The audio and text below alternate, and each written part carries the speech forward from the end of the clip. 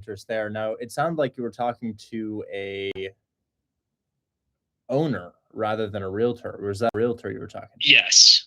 So you were talking to that the was owner. the owner. Was it a for sale by owner deal? Yep. It's listed by the property owner.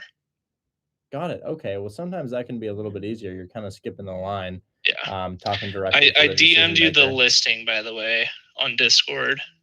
If you want to check it out, it's 5-bed, 2-bath, 2956 square feet. I looked at RentCast and it said around $1,500 per unit. I don't know how accurate that is, and I'm using PropWire to try and figure out the mortgage stuff. So I don't know if there's additional mortgages on it that could be affecting the financing here. At the end of the day, the question that you should be asking is, if you were in her shoes, would you accept this offer? And I know that's right. I know that's really hard to live, but we have to live and breathe that question. If I were in their shoes, would I accept this offer? So we have a seller who's asking for $230,000. What do they owe on the property? So from the estimate that I get, see, this is where it's a little bit difficult with PropWire because it's estimated. It says that she has around 44% equity, which means she has a remaining mortgage balance of like $99,000. She did say that she put some work into it in order to make it, like turnkey the way that it is. So that could have improved her equity there and why she's selling it for higher. So, she did say over the phone, like she put a lot of work into it, and that's why she's at her price point. We have to live this question. We really have to live this question. You have a seller here who has a mortgage of maybe $90,000, you think? And 99, and they've put in money, cash, into the property to get it to where it is now. And generally speaking, how much do we want to put down on a deal like this? Do you know yet? It's okay if you don't, since you're brand new. Like 10, 15%. That's exactly right. Or whatever you're comfortable with if you're the actual buyer of the property, which it sounds like you might be. So in this scenario, it's possible. 10, 15% is exactly what we want to put down. Now, if she sells her property for her asking price, which is possible given the lack of time she's been on the market, what is she going to make? Sorry, I'm bad at math right now. Just approximately, maybe 100, maybe 100,000. Yeah. Right. And you're calling her to offer her how much as a down payment? Sorry, I'm so sorry. 230 times 15%, 34,000. 34,000. So live and breathe this question. You acquired a property. You've owned that property for 5 years. You have a bit of an emotional attachment to the property. You put in perhaps $15,000 or $20,000 to make the property nice. And now you have planned your life around a $100,000 payday. Somebody comes and calls you and says, hey, may I give you $25,000, $30,000 to take over the debt that you have on the property? What is the first thing you're going to say? No. Why? Why? She's expecting 100,000 and she's being offered less. Now, we have millions of listings on Zillow and lots of listings in Illinois, especially if you're the buyer for that, and very little competition with this method. Why not find somebody where it makes sense? Because we can make that offer, but if I put myself in that seller's shoes and I ask myself, I'll put myself in that seller's shoes right now. Check this out. So I listed my house for sale in Oklahoma City about 2 weeks ago. My address on that is 12136 Thorn Ridge Road. Check out the interior. What do you think? Yeah, it's nice. Right? Can you guess how it might have gotten there? You went on, renovating. I spent a shit ton of money. That's how it got there. Yeah, of course. So TikTok, I'll show you what it looks like on the inside. So I spent a lot of money, and I do have debt on this property. Let me fix the blur. I do have debt on this property, guys. I owe about $275,000. And you're looking at the property and you're like, wow, all of that stuff is like really, really nice. How did it get into that condition? And the answer is I spent a lot of money renovating it, and I have equity in it. I had some pretty substantial equity in the property after renovating it. I initially listed for $385,000, and we got pretty close to that price for the offer we're actually pending right now. We're about to close. And I will make a good bit of money, but I got hit with a lot of creative finance offers because I had an interest rate of 2.8% on this thing. Really, really appealing interest rate. And I'm in a major US city. So people are like, I'm definitely going to call this guy with creative finance offers. But here I am knowing that I've owned the property for like a year and a half or so. I've renovated the property and I owe mid 200s on it and I'm asking close to 400,000 and people are calling me and they're like, "Hey, can I take over your debt?" And the first thing I'm thinking is, "Absolutely, of course you can. I just need you to give me what I've been planning my life around." And I've been planning my life around like $100,000. So if you can give me 100K, you can absolutely take over my debt. But it just knowing as somebody who did the renovation myself, who spent the money myself, who's got the equity in the property, who staged the property, it doesn't make sense to me to let this go for perhaps only a $20,000 down payment. So I'm much more inclined to do something like this. Let's go ahead and revisit the area where you're looking to find deals. You're looking in Rockford, Illinois, is that correct? Yeah. And are you looking to buy something or are you looking to wholesale something? Could be either. I mean, if it's a good deal, I might buy it. I have, funds to buy it and I'm looking to pick up a cash flow property. Yeah, so we can do Rockford, Illinois. Rockford, IL. Is my screen shared, by the way? Yep. So I'm on Lightning Leads right now, guys, and I'm looking for a deal for this individual. And essentially, he showed me this address, which I think could be a great opportunity. But my first question is, well, does this make sense to the seller? Is this something that the seller would do? And honestly, I can't wrap my head around why they might do something like that. So let's try to find another one. I'm going to click mortgage takeover. You're looking to take over debt. And I'm going to click search in Rockford, Illinois. Now look at this guy. Would it make sense for you to take over this guy's debt? Looks like he's asking for 390 and he owes 380. I mean, Yeah. shoot, you could probably pay him more than he was expecting to make. I mean, that call would make a lot of sense, but at the same time, does the deal make sense? Now it comes down to your thresholds. Looking at your thresholds, your monthly payment's 3,000 and the rent is 2,600. Does that sound good to you? No, because you'd be losing a lot of money, right? You'd be losing a lot of money. So let's price low to high because lower prices have higher cash flow. So price low to high and let's see what we can find here. All right. So I think this makes a lot of sense right here. Check this out. Your monthly payment's about 700 on the debt that they have in place. It brings in about 1,300 in rent, and after all expenses, you should be making about 350 bucks per month. Now, at the same time, do you think that this is an individual who might let you take over their debt? Well, before you answer, I want to say maybe. They're listed for 88,000, but Buy Box Cartel says they're listed for 100,000. They ain't listed for 100,000. They did a price drop. Now it's $88,000. So we could call this person up and I mean, would you want to buy this house if I get my offer accepted right now? Let's talk about, because guys, I'm effectively working with a buyer. He's a buyer. I'm a wholesaler. I'm going to do the legwork for him because I've been doing it for a while. And I wonder if it would be something he'd be interested in. So here's the deal. If we get you to take over this guy's debt, how much should we offer? I think about 12,000. What do you think about $12,000? Probably less than you were thinking you have to spend on the other one, right? Yeah, I mean, that works for me. $12,000. You're paying 700. Is that okay? Yeah. And this is going to rent for 1,300 all day long. We can see the rent right there. So you would be receiving about $600 per month back on your $12,000 investment, which is like really, really good in terms of return on investment. Looking at some of the things you'd like to consider, looking at the roof, it's got some time on it. The siding looks okay. Landscaping is lacking, but not terrible. Interior appears to be renovated, but not really nicely renovated. You can see it needs a clean out. You see that it needs a bit of a clean out. It's like a little ugly, right? It's not gross though, but I see a little bit of a water stain right here on the floor. Perhaps you'd want to resand those. Those are hardwood floors. And if you're like, you know what, I don't really want this project, no problem. We can wholesale something like this. Guys, I do have a loophole for wholesaling in Illinois. This is not to say that I'd like you to target Illinois, but let's go ahead and give them a call because I'm not really going to wholesale this. I'll essentially wholesale it to you outside of escrow, meaning that instead of my name being on the contract, I'll just put your name on the contract.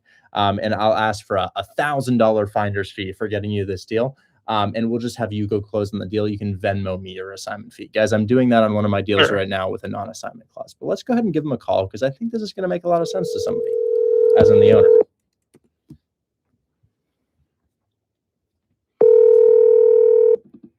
This is Milana. Hey, Milana. My name is Richard Taylor. I'm a small landlord in the Midwest. I saw your listing on Sewell Street. Is that thing still available? Sewell, no, we have an offer on that one already. Oh, you guys are under contract? Yeah. No worries, no worries. Do you have any other listings at this time? Yeah, I do. I mean, I have a few coming up. Are you looking specifically in Rockford? I could go outside of that. I own in Indiana, Tennessee, Texas, Georgia, Pennsylvania. really all over Okay. the Midwest and the South. So I don't have too many. I've got about 20 or so right now, but I'd love to pick up Okay. another one. I like anywhere between price point like 70,000 all the way up to maybe 500 or 600,000. Okay. Yeah, let me get you kind of a list sent over in your budget. Great. Too bad you didn't call me a couple weeks ago. I had some multi-units. I got everything pending right now. Well, that's good. That's good news for you. Yeah, but I'll keep you in mind. Are you cash? No, I'm not. I usually buy with the DSCR loan. Okay, cool.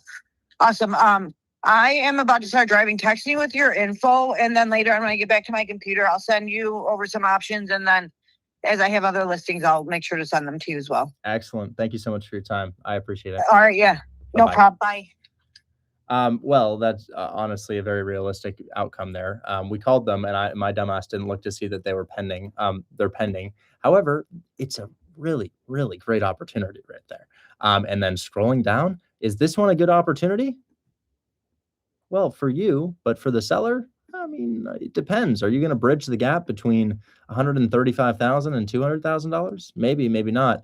But my only advice to you here is call people where you would accept the offer that you are looking to make. Does that make sense? So I think my question then is, do you think that there is a down payment that I can put on this that would appeal to her? Well, ask yourself. And still ask yourself, because I know I'm saying live in the question, but I want you to actually visualize you're the owner. You're expecting about $120,000 in profit. What might you what would you consider if you're expecting 120? Maybe 80, like at the lowest.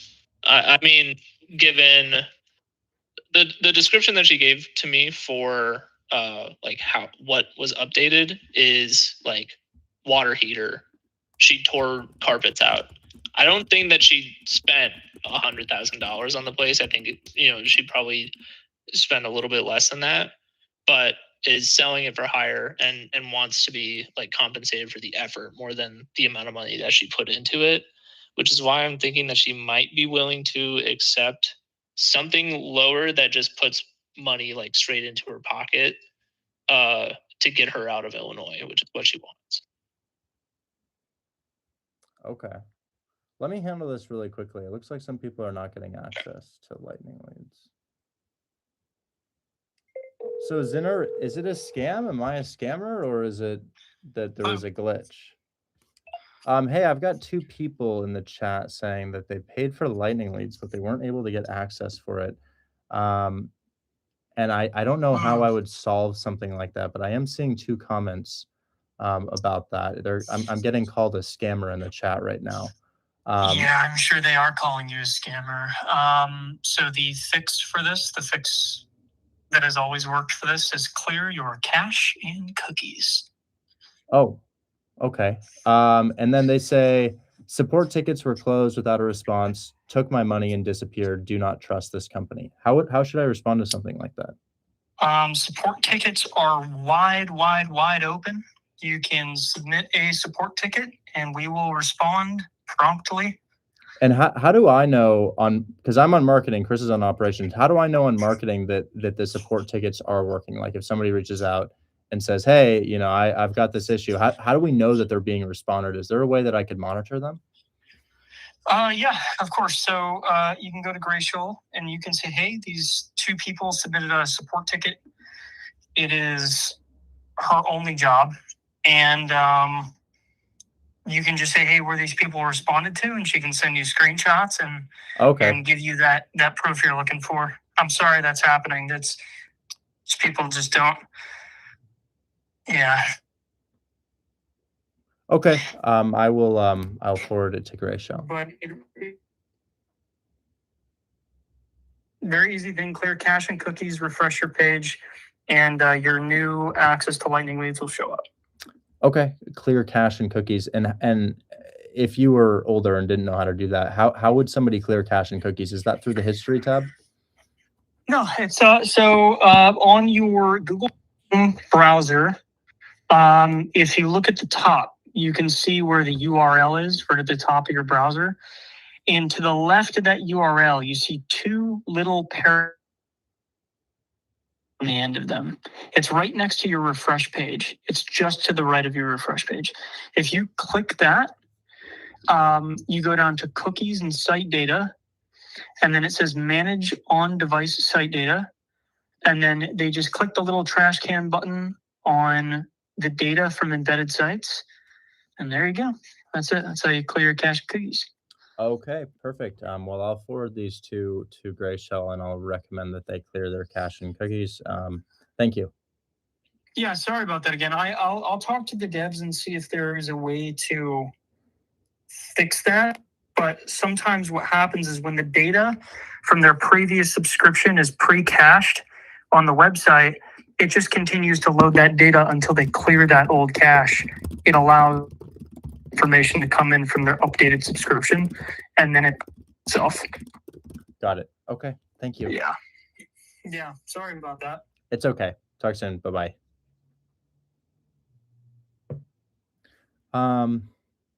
Let me go ahead and connect you with Grayshell briefly. If the guy who said I'm a scammer is still in the chat, would you mind DMing me your phone number, Zinner? That way I can connect you and see if we can go ahead and make this right for you. If you're not in the chat, what I can do is I can go ahead and share your information with Grayshell, and she can try to reach out to you via your DMs. However, I'd like to get you a faster response if you wouldn't mind sharing your phone number. I'm sorry you've had a negative experience.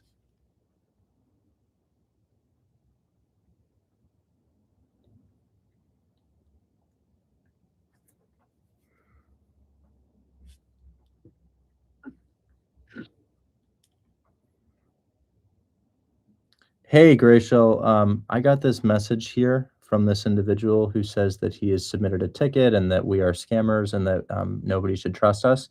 I just wanted to see if this individual actually did submit a ticket. If you wouldn't mind joining my live stream and sharing whether or not they did submit a ticket, that would be very helpful. This is the username. They paid for lightning leads and apparently did not get access, but I just want to make sure that this is being handled properly. And then I'm also seeing right here that this guy as well, Brian, said he paid for lightning leads and didn't get access as well. So I want to confirm that the ticket system is working. And then I also want to reach out to these two individuals and make sure that they do have access to it.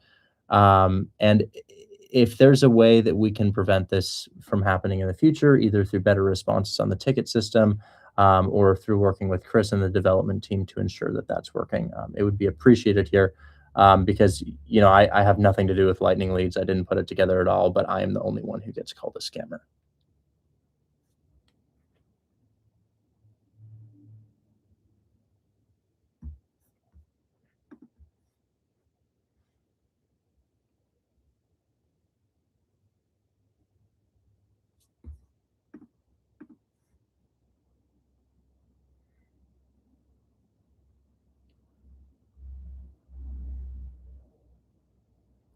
So if anybody needs a masterclass on clearing the cache and cookies from your browser, please let me know and I'd be happy to explain.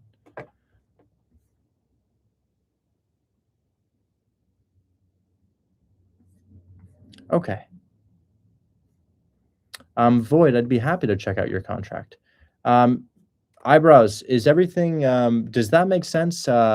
You can definitely make your offer and I would encourage you to make your offer. I just want you to keep She just texted me. She said the only way I would think about doing a deal would be 50,000 down. Great. Okay, if you're comfortable with $50,000 down, that would make sense. However, our buyers have a bit of a lower threshold, but I do understand where she's coming from, and she's cut you a bit of a discount, which is really, really nice. I wouldn't buy it if I were you, because I believe there's lower hanging fruit out there. But if you're inclined, you could do so. And if anybody needs closing assistance and is like, hey, well, I want to buy one of these deals myself, go to goldkeytc.com. Goldkeytc.com.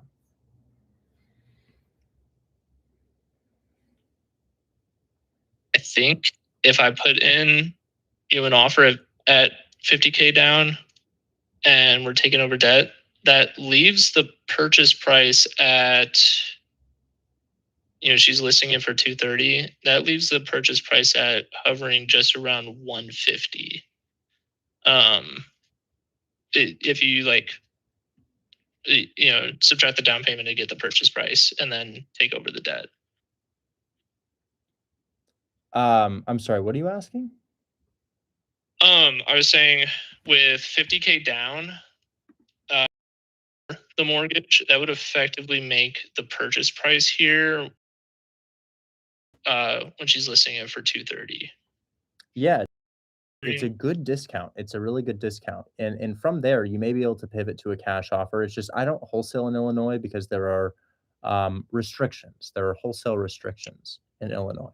Sure. So I don't do any wholesaling in Illinois for that reason. However, there are ways around it. There are lots of ways around it. And I would say that you should probably only look into buying there rather than wholesaling there. Okay. Noted. Anyways, is it okay if I move on? I've got quite the list to go through today. Yeah, go for it. Perfect. Thank you. This says it's their fault. Got it. Two people simultaneously lied. Instead of admitting fault, they're liars. No, that's not what I said, Greg. I can replay the video if you'd like.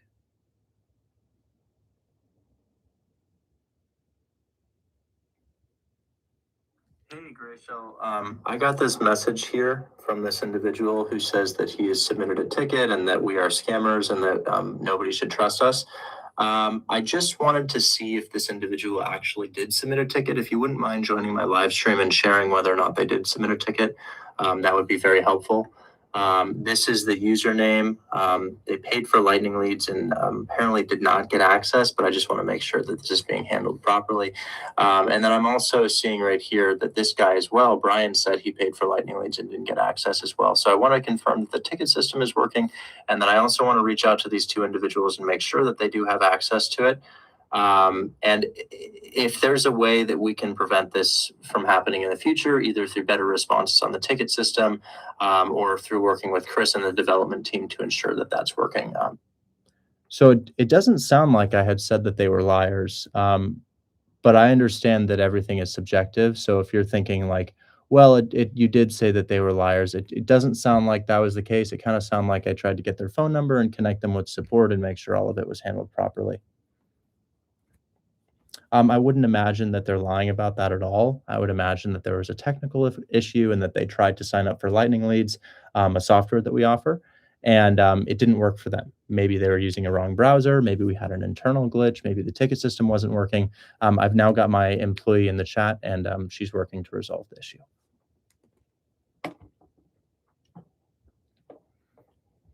Okay. I had a reminder to bring up Riley Kelly. Hi, Riley. Hey, Richard, how's it going? I'm doing well. How are you? I'm good. So I sent you a screenshot. One of a Hey, you're cutting out property, and then left. You're cutting out a little bit, Riley. I'm having a hard time hearing you. Can you hear me better now? Yeah, I can. Okay, I sent you a DM. Basically, the realtor would not talk to me. He said that I need to be represented, so I didn't know if you'd be able to call her and kind of talk to her. It's a pretty good deal. It's in Milwaukee. Okay. Hey, Greg, I'm sorry I upset you, man. That was not my intention. I think there's probably a technical difficulty on our end here. I'm just trying to help out my students here. So if there's anything I can do to make the situation better, please let me know. Thank you. Okay, so we have you said a deal in Milwaukee? Yeah, it'd be a trust acquisition. They it says 149 line leads, but they came down like 10K, so they're at like 139 and they owe 120. 139, they owe 120. I might be looking at the wrong one. I clicked on an address that said Bay City, Michigan. No. I just sent you a screenshot of I see. From Lightning Leads, yeah. So Lightning Leads is working for you. Yeah, actually, I have 2 under contract from Lightning Leads. They closed this month, so. Oh, great. How much are you making? 10K. $10,000. Mm-hmm. That's 5K each. that's more than I'm paying you to play this role too. Yeah, you're a scammer, Richard. I know. Okay. Crazy. Well, that looks like a nice property. 139. They've been there for 40 days, or 40 days since their last price drop, I should say. And they have, as you said, debt on the property. What's their debt showing up at now? 120,000. 120,000. As well. Got it. Okay. Yeah. Did the agent confirm that? Because I'm seeing differing information from batch data versus versus PropStream. Batch data is where we get our lightning leads data, and PropStream saying they don't have a mortgage on it. But PropStream's also telling me that they did finance the property. So it's financed. I know they financed it. And I know they bought it 3 years and 8 months ago, which would suggest low equity, and 120 would make sense. I think we might have better data than PropStream, actually. Batch data is really, really good. I wonder if PropStream is on batch data now, since Batch Leads acquired PropStream. But I'm not seeing the debt on this. They owe 120. It's going to cash flow pretty much no matter what their interest rate is. I'm guessing they've got like a 3.8, 4%. Lightning. I just look at Lightning Leads and go with PropWire. I didn't know where you guys got it. I assume PropStream or Batch Leads, but Lightning Leads says 5.5. Okay, got it. 5.5%. And the issue was they're interested, but no. So she literally, I think a screenshot. She literally told me she would not talk to me unless I was represented by a buyer or by a realtor. Sorry. Oh, okay. And I just thought that was very odd. And she's not able to represent. I guess not. She sent me someone, but I'm just like, why aren't you able to even talk to me about your own listing? It seems kind of odd. Okay. Okay.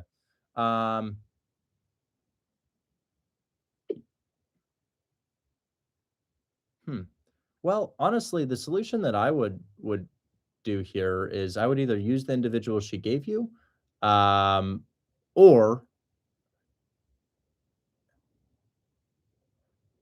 well, I'd call her and I'd ask her if that individual is going to be compensated out of her side of the commission. And when I say her side of the commission, I more so mean the listing agreement. So the listing agreement is probably at 5 or 6% and specifies that 3% is for the listing agent, and that the other portion of that commission paid for by the seller is coming from also the seller, but is for the buyer's agent. So I would say, hey, if your 3% or whatever is covered by your seller, and then there's another 3% there, that's going to be for my buyer's agent. And if she says yes to that, which she should, because that's what the agreement states, it actually takes more money out of her seller's pocket, because she would have a slightly reduced commission instead of the full 6%. But if she wants to take more money out of her seller's pocket, I do understand that need. And I would say using her representation, the other person who she gave you, or just grabbing another agent from Milwaukee will help. But it sounds like you're talking to a really belligerent agent, and I don't think that it's going to go any differently if I give them a call. Okay, that's fair. Okay, I guess my last question is, so on Lightning Leads, when you go and you look at like what the balance is, and then they have the offer price, it shows a lot of the time, like when you add up what the realtor's commission is plus what it says to give the seller net, it's around 10%. Do you think that's pretty accurate, or? Yeah, 10% down is a great figure. Yes. Okay. I just wanted to confirm, because I know sometimes it kind of differs if they don't cash flow or if it has a higher interest rate. I would say it does. I would say it does differ. I've been moving away from focusing on ones that don't cash flow as much, because it's kind of hard to make them work. I'll give you an example of that. So for example, this is my house in San Antonio that I sold a couple days ago. 15011 Masquette Avenue in San Antonio. And it's actually a great property in a great neighborhood. And it's got one of the lowest interest rates of all time. So check out my neighborhood here. This is the neighborhood. Looks like a good area, right? Just middle-class America. So this is the house. And, we got this property for maybe 15K down. And it's got a 2.2% interest rate on it, 2.2% interest rate, maybe 2.3% interest rate. It's just an extremely low interest rate. But the monthly payment's about $2,000 and the rent is about $2,000. So it was having a hard time renting, even though it's in San Antonio. But even if you do rent it, it's one of those break-even scenarios. Now, I was only able to sell this for $12K down. It's a $300,000 house. I could only get $12,000 down. And that's for me as the seller of that property. So that kind of speaks to Sorry, there's a little bit of feedback. That kind of speaks to the deals that don't cash flow. Now, even if a deal has a really low interest rate and doesn't cash flow, we could still make it work, but your down payment needs to be like 3 or 4%. So guys, if you've got a $400,000 house and it doesn't cash flow whatsoever, kind of like my house right here, your down payment should probably be like 10K, maybe 15K. And it used to be a little bit different, guys. It used to be that we could put $30,000 down on a house that didn't cash flow. But I think the buyers have learned we don't really want to buy things that don't cash flow. Pace Morby made it really popular to buy things that don't cash flow. Why? Well, he was selling those properties, or he was doing unconventional rental programs with those properties. What do I mean by that? He was doing pad split, and he was also doing sober living facilities and Airbnb and just various different types of alternative rental strategies that made non-cash flowing properties cash flow, and midterm rentals as well.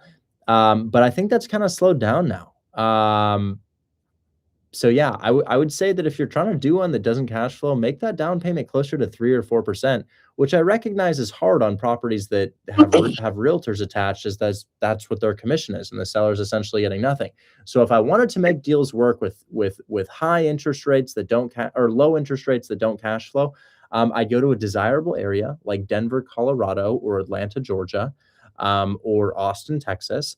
And I look for houses that are priced between like $300,000 and $600,000 and $700,000, and I try to get those things for $15,000, $20,000 down, off market using lightning leads. I would do off market lightning leads, and I'd get them for like $10,000 down on a $300,000 or $400,000 or $500,000 purchase. And in the absence of a realtor, somebody might actually say yes to an offer like that. So the tables have shifted a little bit. If it's a cash flowing deal, like a cheap deal, high interest rate, cheap but still cash flows, you can do over 10% down. Like I got this house in Detroit under contract. I want to say yesterday, and we were able to get that thing for $12,000 down on an $80,000 value, which is, we're going to sell it for almost 20% down, more than 20% down. I'm going to sell that for $17K down, and it's worth $80K. Anyways, sorry, I muted your mic because there was some feedback, but the rule of thumb is expensive property with low interest rate, probably 3% down, probably easier to get that off market if it's low equity. Inexpensive property with high interest rate could be 15% down. Okay, that makes sense. I appreciate it, Richard. Absolutely. Best of luck on. I mean, maybe you could contact an alternative agent that's not in the brokerage and just be like, yo, I'll pay you out of my assignment fee. Can you present this for me? Yeah, that's what I think I'm going to do. I'm going to contact the one I have that's closing this month and talk with her. Yeah, anyways, best of luck, man. Guys, I'm going to try to do questions today. I think that we have probably a lot of questions. So those people in the chat who are saying, hey, bring me up, I'm going to try to bring up as many as I can, but I want to get through the ones that we have on stage already. So I was actually supposed to talk to Adam Teach today. Hey, Adam, how you doing? What up, Richard? How's it going? I did get the realtor pushed back to about now. She's now free anytime, no rush, she said. I sent you over some details on the property as well as the NOIs for the current property and also the actually good managed neighboring Airbnb with one unit doing the same NOI as the 5 unit. I see Prospect Avenue, which looks to be looks like it's kind of distressed, huh? Looks a little destroyed. No, so there's 2. So that one, if you click on that, there's 2 in that parcel listing. They're both of them are neighboring. So the Airbnb is fully operational and rehab, brand new next door. This is also available for purchase if we were wanting to do something with it, because it's what the Airbnb shell looked like before they restored it. So that's available, but the primary target is the Airbnb, I'd say. Understood. Okay, so I'm going back to the other one. So, and then the NOI for 25 isn't up to date. It's inaccurate and skewed because they did like roof, HVAC work, so like major, upgrades. Yeah, wow, it's beautiful. Looks really right. Really nice. I mean, it's the most turnkey thing I've seen, and like everybody says stuff's turnkey, but this is like. This is nice, man. It's really nice. Now, what type of deal are you doing on something like this? So I was thinking just go with cash. We're at 900K is what the offer I sent in. Well, 901. And she basically said they didn't have a counter. And then that's where the whole shell company issue came up that Spencer let me know was being talked about. So I just approached the realtor and, basically just acted like nothing was wrong. She acted like she didn't say anything. There was no questions, nothing. And then we just kept moving along the process. I said, hey, my partner would have no problem talking to you because we're definitely interested in this. So that's kind of where I'm at. And I was going to see if that's worth, something that you would want to call and talk to, or kind of what I should do next on this, because it's me and Spencer working this one and just trying to figure out the best route. Sure. It's in Arkansas? Yeah, it's in Hot Springs, Arkansas. So the cool thing is this is the last Airbnb allowed in that town. It's grandfathered in. Got it. Okay.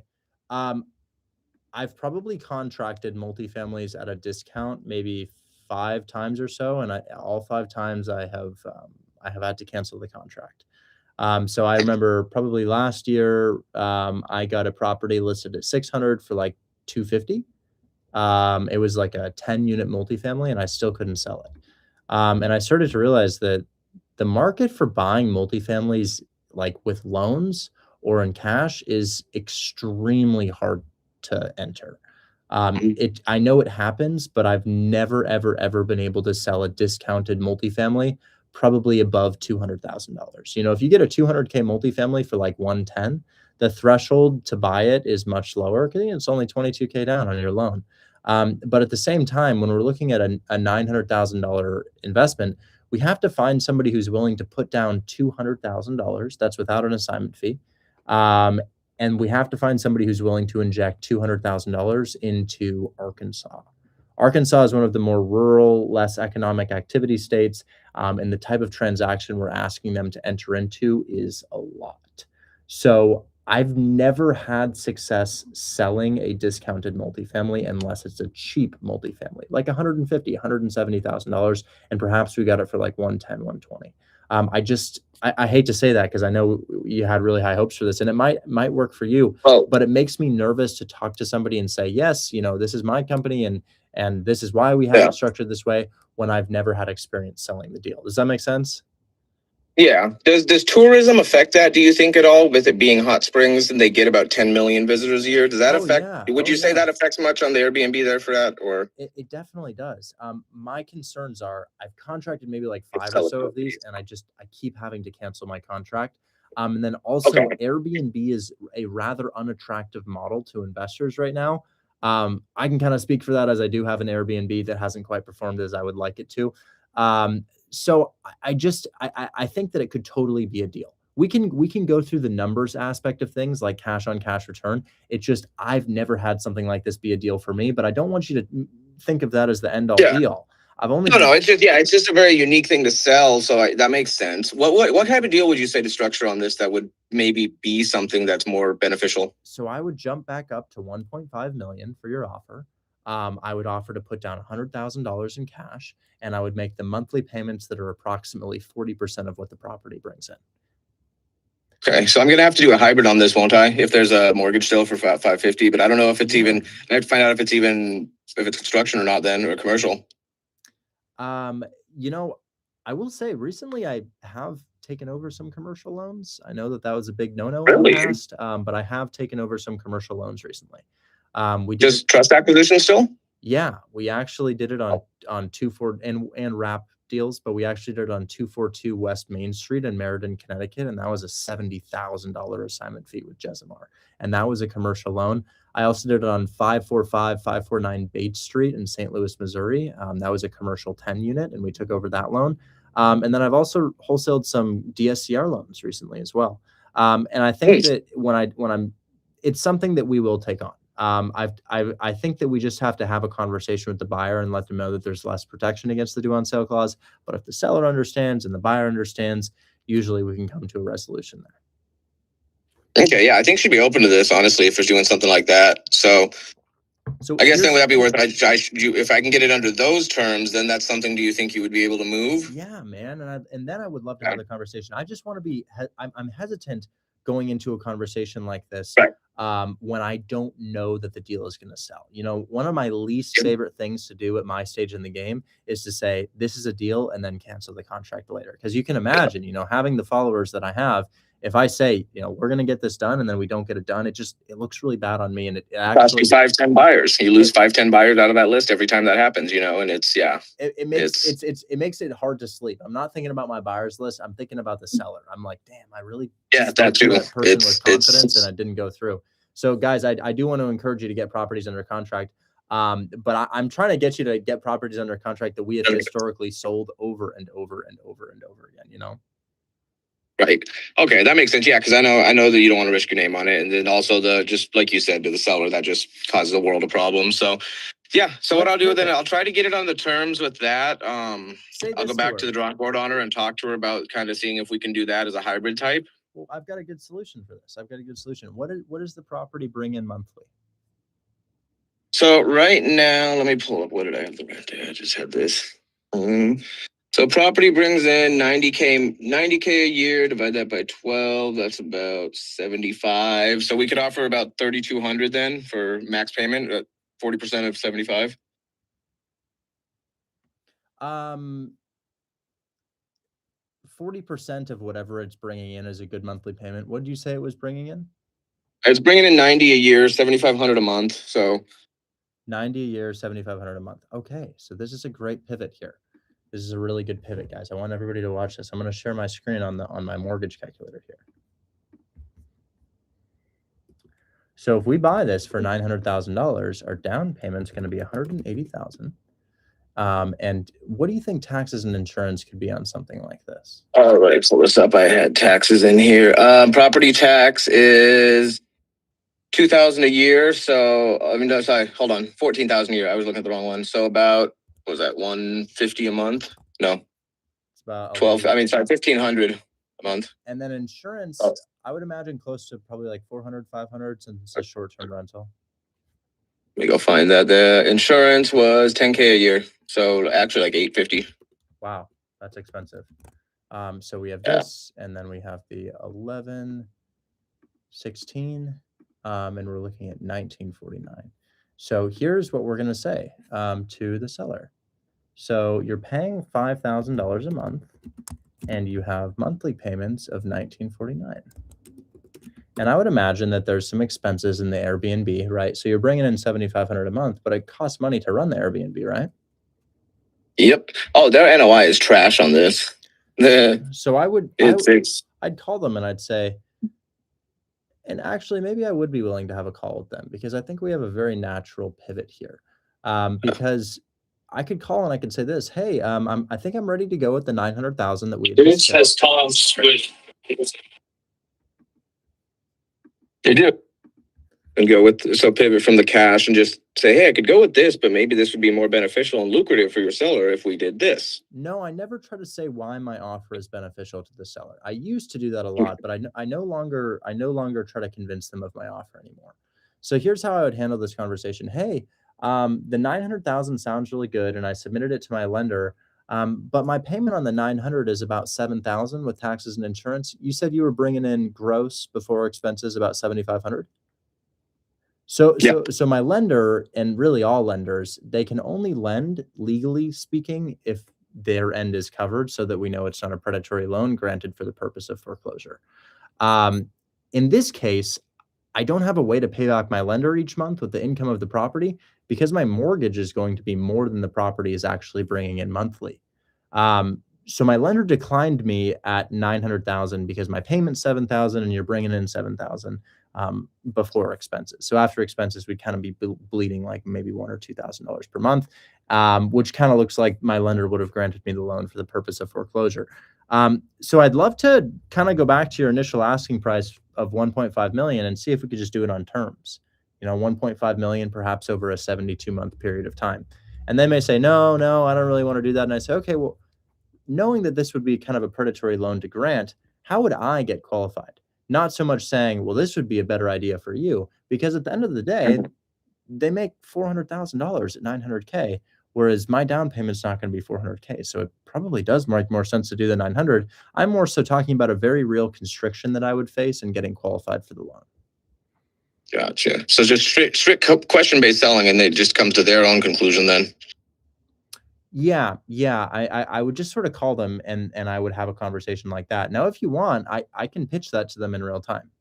I would appreciate if you would, just because the issue in the background of the shell company and the suspicion came up. I think it would help if I had somebody like you, with the backable credibility, and just for my experience to see how this could have gotten handled differently. Let me send you her number. Sure. Yeah, I'd be happy to call. So guys, it makes sense for me to call on something like this because I'm not calling to say, let's do this cash offer, which is not really an offer that I think is going to sell, just in my experience selling discounted multifamilies.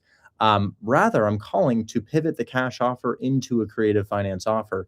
And it's not really based on whether or not she wants to do she or he wants to do a creative finance offer.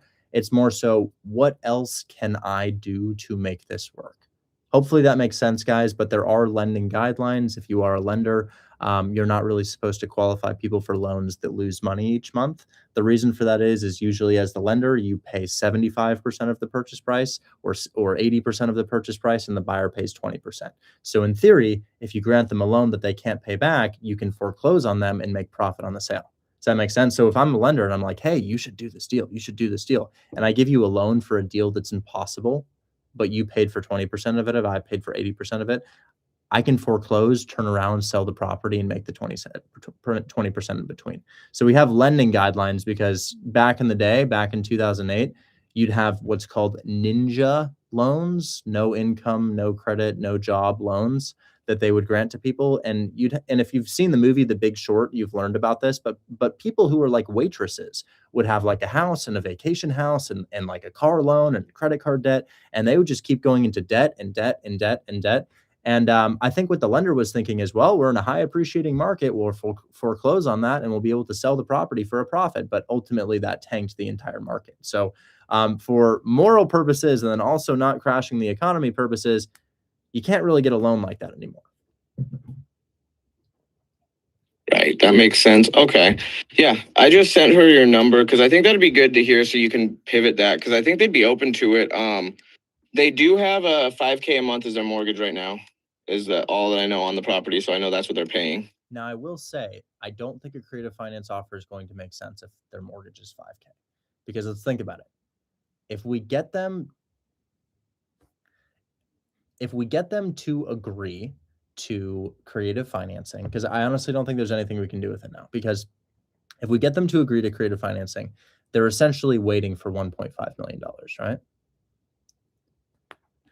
They haven't received it, maybe $1 million when you factor in their mortgage and their equity. We have to make them payments towards the amount that they haven't received, right? That's kind of the whole point of creative finance, paying off debt that they haven't received. We don't have room for any payments because the down payment we'd have to give would be like $100,000, and we don't even have $100,000 worth of cash flow. If the payment is $5,000 and it's bringing in $7,500 pre-expenses, now I know why they're selling it.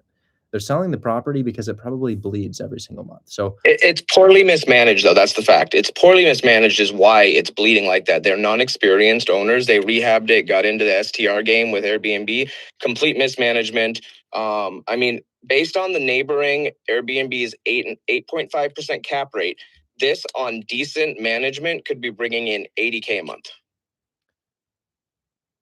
okay. That sounds good. $80,000 a month would be I mean, like, there's a big jump there on it is what I'm thinking, why there might be still somewhat of a deal because of the mismanagement factor. I don't know how that's going to play in though so much.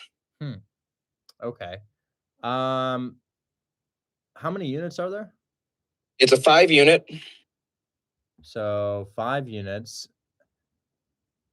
Let's say they have a website too with their booking and stuff information. Let's say that you have 100% occupancy, which is almost impossible. But let's say you have 100% occupancy, all 5 units are rented out, and each unit is bringing in a really good rate of $250 per night times 5. That would be $1,250 per day.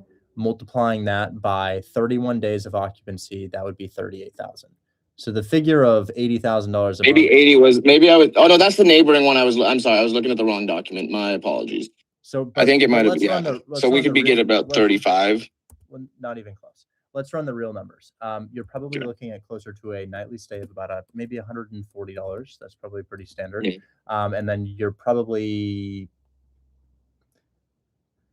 Well, let's imagine that you have all 5 occupied, and you probably only have that occupied about maybe 14 nights out of the month. 14 nights out of the month, all 5 are occupied.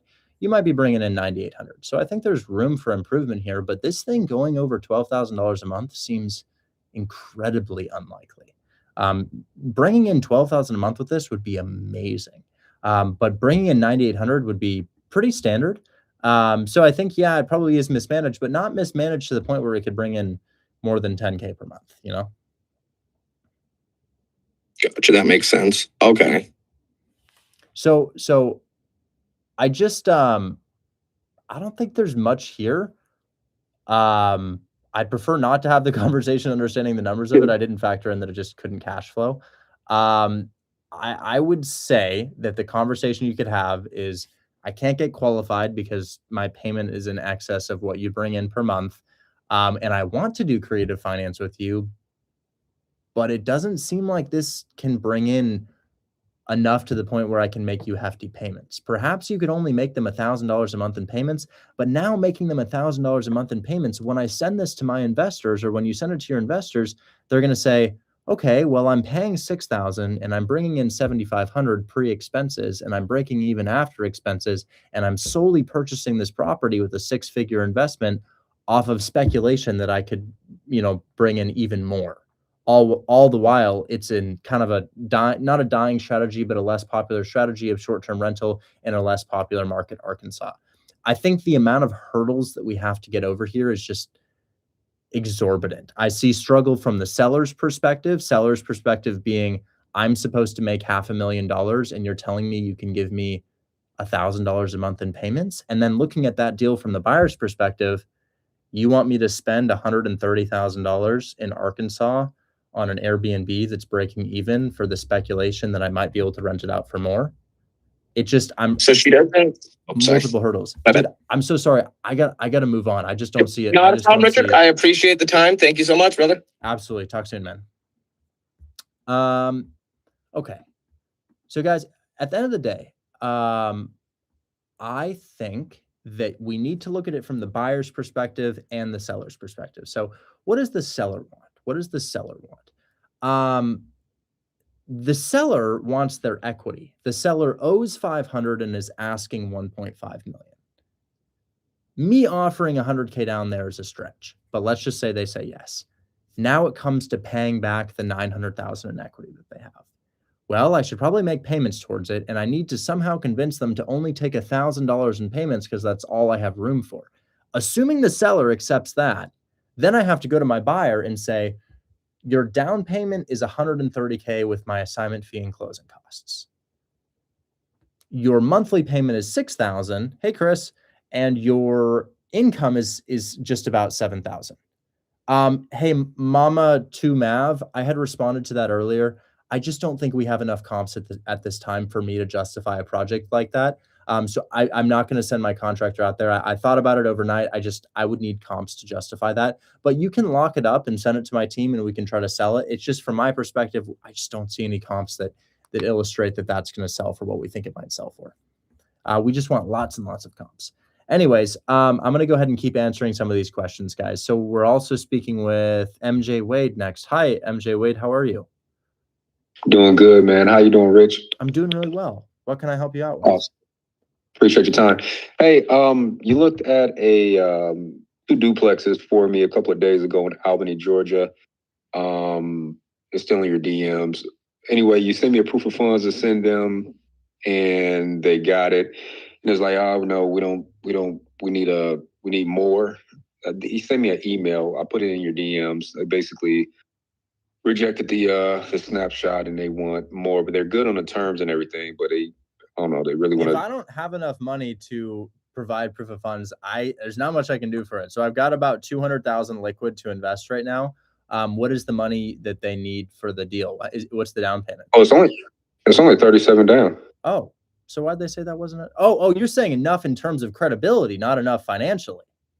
Exactly. They just said I put the exact email in your DM, but yeah, he just said they don't want the snapshot as a proof of funds. He said a proof of funds letter or something like that, but he listed what he wants on it. So I don't know if a bank statement would do that. I don't know. I can do that. Let me go ahead and vet your deal. Okay. So let's just make sure that the deal makes sense first and foremost. And guys, if you have a question, you'll note that these questions that they're asking probably answer your question. I mean, we probably have all of the questions that are going to be asked are probably up on this stage right now, and they'll be asked again by a different individual. But somebody's probably going to ask your question. Hey, can you check my deal? I know it's somebody else's deal, but pay attention to this. Pay attention because this answers your question. So MJ, would you mind DMing me your address? Don't worry, I'll keep it private. Yes. Well, I don't know. I DM'd it to you 2 days ago. Oh, sure. No worries. Let me check now. Okay, thank you. It's the one on Burke. I think I remember. Is this 2 duplexes? 2 duplexes, yeah. Yeah. Okay, 2 duplexes, Albany, Georgia. Are they side by side? It looks like from the photo they might be side by side. Yes, sir. Side by side. They were asking $295. We went up to $330. Great. They wanted a higher down payment, so I gave them $37 in exchange for a lower monthly payment. So they only want we got them at $500 a month. You got a great deal. I don't need to check it anymore. You get a great deal. Let me go ahead and send you a bank statement here. I recently, so guys, I used to have bank statements showing about $250,000 per month, or $300,000 per month, but I've recently separated all income streams into separate LLCs and separate bank accounts for tax purposes. So now Hold My Hand Wholesale goes into one account, wholesaling real estate goes into one account, and it's all separated rather in one pool because it's actually a big tax no-no to pool money from different companies in one account. So we've separated all of it, which means that my bank statements will probably only show maybe $150,000 to $180,000 per month for the largest ones. But let me go ahead and see what I can find you now. So clicking on statements, do we have January statement available yet? Yes, we do. Okay. Open this PDF. January statement shows about $181,000 for the month of January. So that'll be okay. That'll be okay.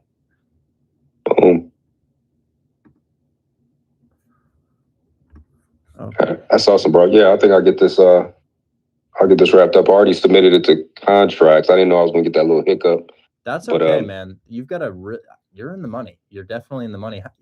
If you wouldn't mind sharing, I asked this to everybody. What did you do to get this? Like, what did you do to get this? I think that's probably a lot of people's questions. Like, how do you make something like this happen? Bro, I listen to all your videos, so I think I'm pretty decent with the checkmate and the Trojan. You've got to be. You've got to be. There's just I got a software and I filter out for what I want. In this case, free and clear multifamily. And get the dialing, man. That's excellent. What software do you use? I'm using Deal Machine and I'm trying out Deal Sauce, which I actually kind of like because you can filter out by the entire state, whereas with Deal Machine I can only do by county. Cool. So that's pretty cool. That is really cool. That is really cool. I'm currently trying to get this to show up on my. Okay, there we go. I need to redact it. I can't show them my account number or else they could steal my identity. So hold on. Yep. Let me redact this really quickly. If they're like, hey, why can't I see his account number? It's like, well, I don't know who I'm sharing this with. Yep. But it will show all other pertinent information. Well, my plan is to be really active in the community. I'll just, I want to become, once I, do some more deals with you, become like a community helper. Yeah, I love that. That's exactly what we want you to do. So there's a trajectory in Hold My Hand Wholesale that not a lot of people realize, but essentially it starts as member who does deals, community helper, group leader.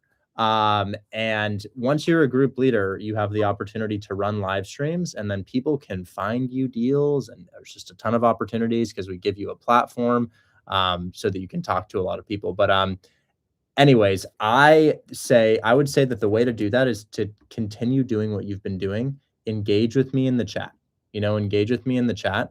continue to show me deals like this, because every single person who shows me deals, keep your profile picture the same so that I recognize who you are. But every person who shows me deals and on a consistent basis, I'm like, that guy's locked in. That guy's really locked in. So we just made somebody a community helper the other day. That guy from Turkey, I think he's from Turkey, but he just showed me deal after deal after deal after deal. And after a couple months of doing that, I was like, okay, all right, we'll give you the baton. We'll let you run some live streams here. And ultimately, it's consistency, but you're already on the path, man. Oh, okay. So I have a bank statement for you.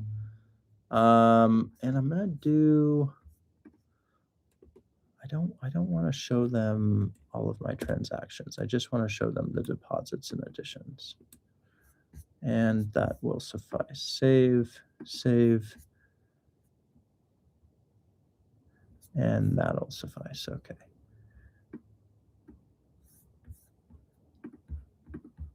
And if you need me to speak to them, my phone number is also going to be in your DMs, because I'd love to work on some deals with you. I'm always buying. If there's something you can find me that I'm interested in, I'd love to pick it up off of you. Or if you just need me to hop on the phone, I love to work with people who I know are going to be able to get us deals under contract. So bank statement and phone number is in your DMs.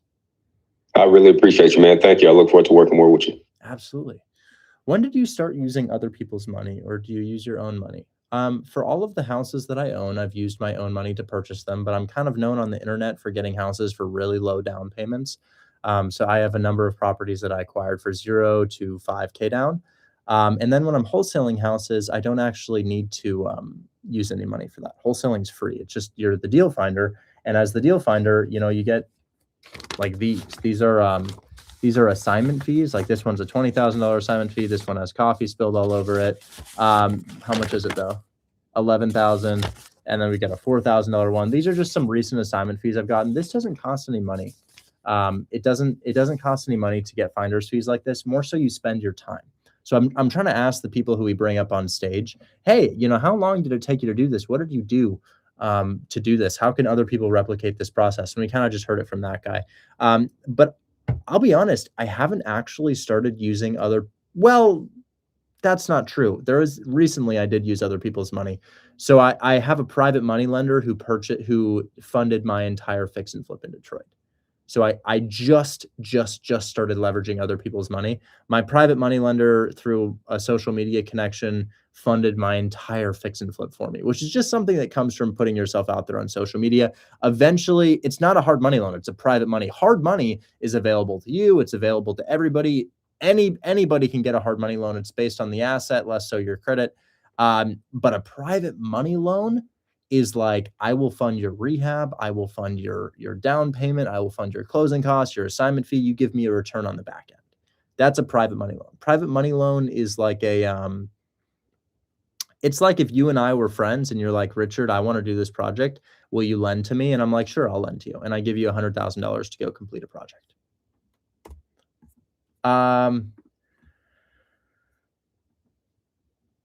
Okay. All right. We spoke to MJ Wade here. Guys, let me grab a protein bar. Got it right. I think I have 15% interest only over a 6-month period of time. And I'm just paying him back by flipping the property.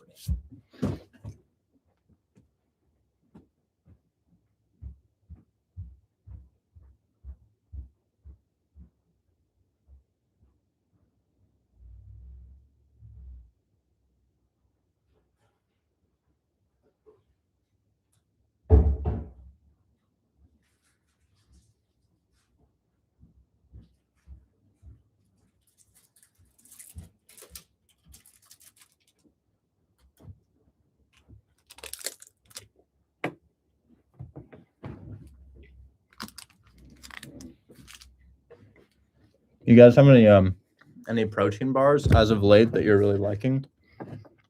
I'm quite the protein bar tester. If any protein bars are in my chat, I would love to try your protein bar.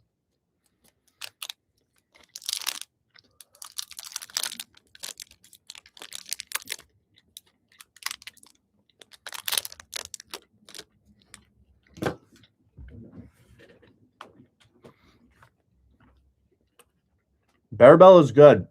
I used to be on Bearbell a lot.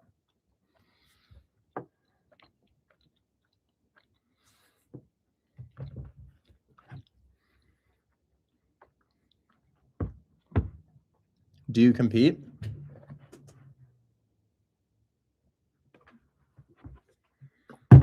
Okay. David Protein. Real ones, no. Okay. Sean 91, how's it going? Hey, Richard, it's going pretty good. How about yourself? I'm doing pretty well today. How can I help you? So I sent over something over to your DMs. I have a duplex in Cleveland that I got them to agree to a 0% seller finance. Whoa! Hell yeah, And I dude. want to run it past you and see if it's worth. Oh my god! I'm sure it is. I've got a. Okay, that's a deal. I don't even need to look further. It's a deal. And it's 10,000 at least. 10,000 minimum right there. Where did he go? I think he just ran off with the fact that he said it was a deal. Well, you got a great ass deal there, dude. Guys, it was like 270K, 18K down, $900 a month in a duplex. If it was a duplex in Cleveland for 270,000, that's kind of a higher end duplex, and a higher end duplex is going to bring in like 3,000 per month. So if you're paying about 900, that's great. So that's like wherever that guy is. Does anybody know his username? It was Sean 91. Sean 91. Yep.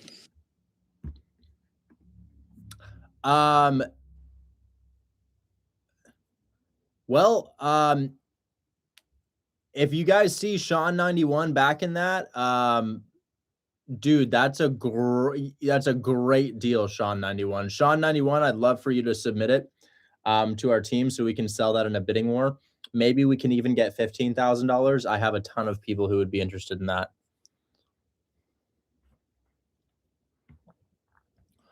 Anyways, I got rid of that, guys. Sorry, I don't know why that's I don't know why he's commenting that in the chat. That's weird. Anyways, can I get brought up 3 single-family seller finance contracts signed today? Wow, yes, absolutely. Guys, I'm just doing questions today in case you haven't noticed. In case you haven't noticed, this is just a question day. I'm here to help. So I'm really, really going to try my best. I'm so sorry about yesterday, guys. I felt so guilty about that. I felt so bad that I had to go early that day. But I'm going to make up for it today. So we're just doing questions today. I mean, I guess we did one call. But we'll do a lot of questions. Anyways, this next user is Brian D. Hi, Brian. Hey, Richard, how are you? I'm doing really well today. How may I help you? Thank you for having me. So I have a cash deal to work with you. The realtor accepted my offer verbally, but she's asking for the proof of funds must include the LLC name on the bank statement. What do we do on this scenario? I can give And you, also, I can give you that. if you can verify the property, I also send you the address. Did you fix your Wi-Fi? No lag today. Wow, that is so rare. Instagram, no lag. I can't believe it. It's never been a Wi-Fi issue. TikTok never lags. Discord never lags. It's always been an Instagram issue. Sorry about it though. Anyways, I want to check the deal first and make sure it makes sense. Carbondale. Yes, sir. It's an interesting name. And I can totally get you a bank statement with the LLC name on it. That's no problem. Beautiful.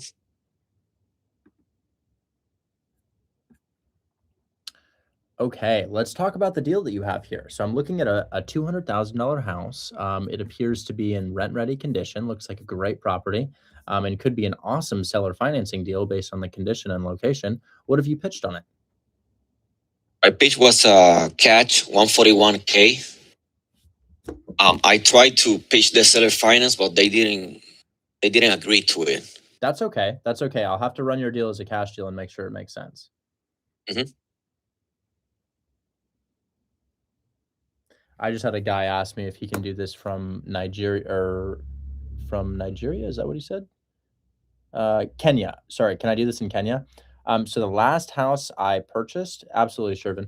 The last house I purchased was off of a guy in Kenya. He was in Nairobi, Kenya. I paid him an assignment fee. It was a little bit challenging for him to get the assignment fee because of his bank situation, but I've purchased wholesale deals off people all over the world.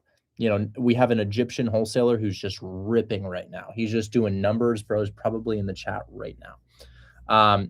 So looking at your deal for $140,000. First things first, there's two potential avenues that we could go with for a cash deal at 140. Do you know the two potential avenues, the two types of investors we have? Because there's only two investors who would be interested in this. I'm all ears, sir. It is going to be a rental investor and a fix and flip investor. So we must first underwrite the deal as a rental property. And if that works, garnering a 20% cash on cash return, very unlikely that it will be 20%. But if that works, we can do the deal. And if that doesn't work, we have to underwrite it as a fix and flip. And if neither work, we've got to go back to the drawing board. Does that make sense? So I've been talking about this a lot today, guys. We need to understand inside our buyer's mind. We need to understand what's our buyer going to do. I get it. Getting a discount looks nice to us, but think about it. What is the buyer going to do with it? Well, there's only two things the buyer's doing with the deal that they get for 140.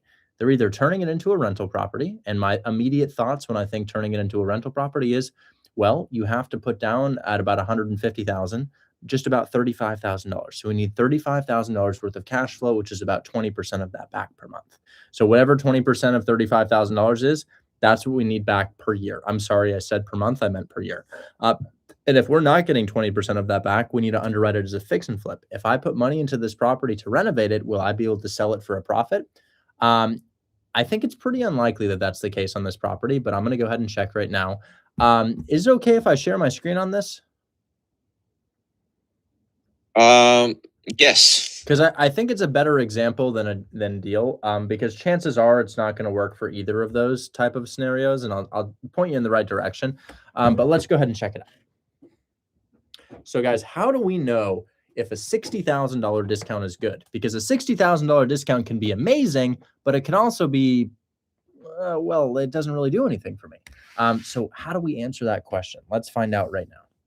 If you'd like to see my screen is currently shared in Hold My Hand Wholesale, which is offered via the link in my bio for probably less than you spent on lunch today. Okay.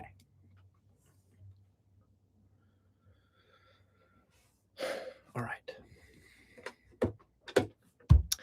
$200,000 and we got it at 140. Would you like to underwrite it as a rental first or a fix and flip first? What's a rental? Let's do a rental. Okay, so we're going to go ahead and underwrite this as a rental first and foremost, guys. So what that means is, well, let's imagine we charge our buyer 145. You know, you may have gotten the deal at 140, but that doesn't mean that the buyer is going to pay 140. The buyer's got to pay a little bit more. So you have a down payment here of just about 30,000, maybe about 29,000. Your interest rate is probably 7.2% on an investment loan, and that'll be your monthly payment on that figure. Let's take our taxes and insurance. We'll inflate them a little bit. Well, no, probably not here. That's actually probably good. $300 and $67. That's probably valid. 300 plus 67. So these are our taxes and insurance. Sometimes I inflate taxes and insurance, but here that seems to be reasonable to me. Like, for example, when you're in Birmingham, Alabama, and it says your taxes are $60, they're probably closer to like $100. But here, that seems to be reasonable to me. Detroit also, I inflate them. Detroit's like, well, your taxes are $125. I'm like, no, they're not. They're higher than that. So I usually use $250 for taxes and insurance in Detroit and in Cleveland. Anyways, your monthly payment is going to be $367, and we're going to add this to our $787. So a lot of people here are going to show me cash deals immediately after, and I'm going to say the exact same thing I'm saying to him to you. So my prediction, next person is going to come up and they're going to be like, is my deal a deal? And it's like, well, you already know the answer to that question if you just watch what I'm doing right now. So to reiterate, guys, he got this property at 140. Is that going to work? $60,000 discount? Maybe, maybe not. I don't know yet. First things first, get your payment. Your payment's $787, but you also have taxes and insurance. So $787 plus $367. This is going to be the monthly payment. So What might this rent out for? Well, I'm going to say 1,600. I don't know, but I'm just guessing from looking at properties for a number of years. Maybe 1,600? $1,700. $1,700. So it's going to go for 1,700. Now we're going to take $1,700. And guys, when we buy a house, does it rent out on day one? Is that how it works? You buy a house and then tenants line outside of the door like a new Chick-fil-A on the block?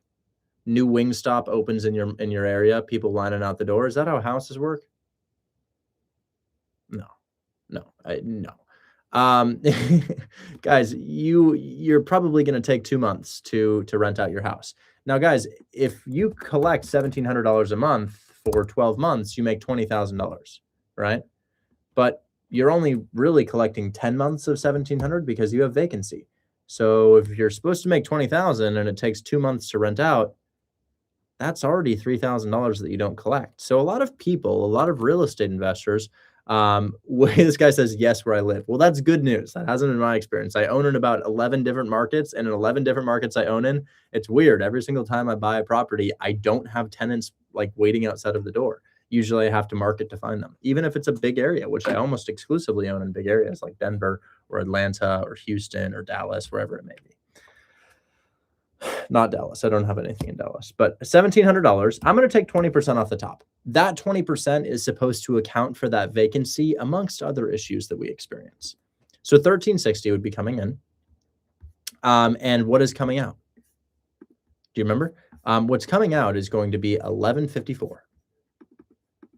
So to remove the house from the deal and to look at the deal as purely just the numbers, is there anybody in the audience who would be open to giving me or letting me have $35,000 and I will give you $200 a month? What do you think? Maybe we might have a buyer in the chat. To remove the house from the deal and just look at numbers. The house runs out for $1,700, but after expenses, maybe closer to like $1,360, and you're paying about $1,150. So would there be anybody here willing to give me $35K and each month I'll just give you $200? No buyers? That's what I figured, right? Because it doesn't really make sense, right? That's kind of a bad deal. So that's how we underwrite it as a rental. So the question of, well, does the discount of $60,000 on a $200,000 house work? Maybe, but for the first use of the property, which is as a rental, not going to work. And I really want to clip that and post that on social media because I think that's a great explanation.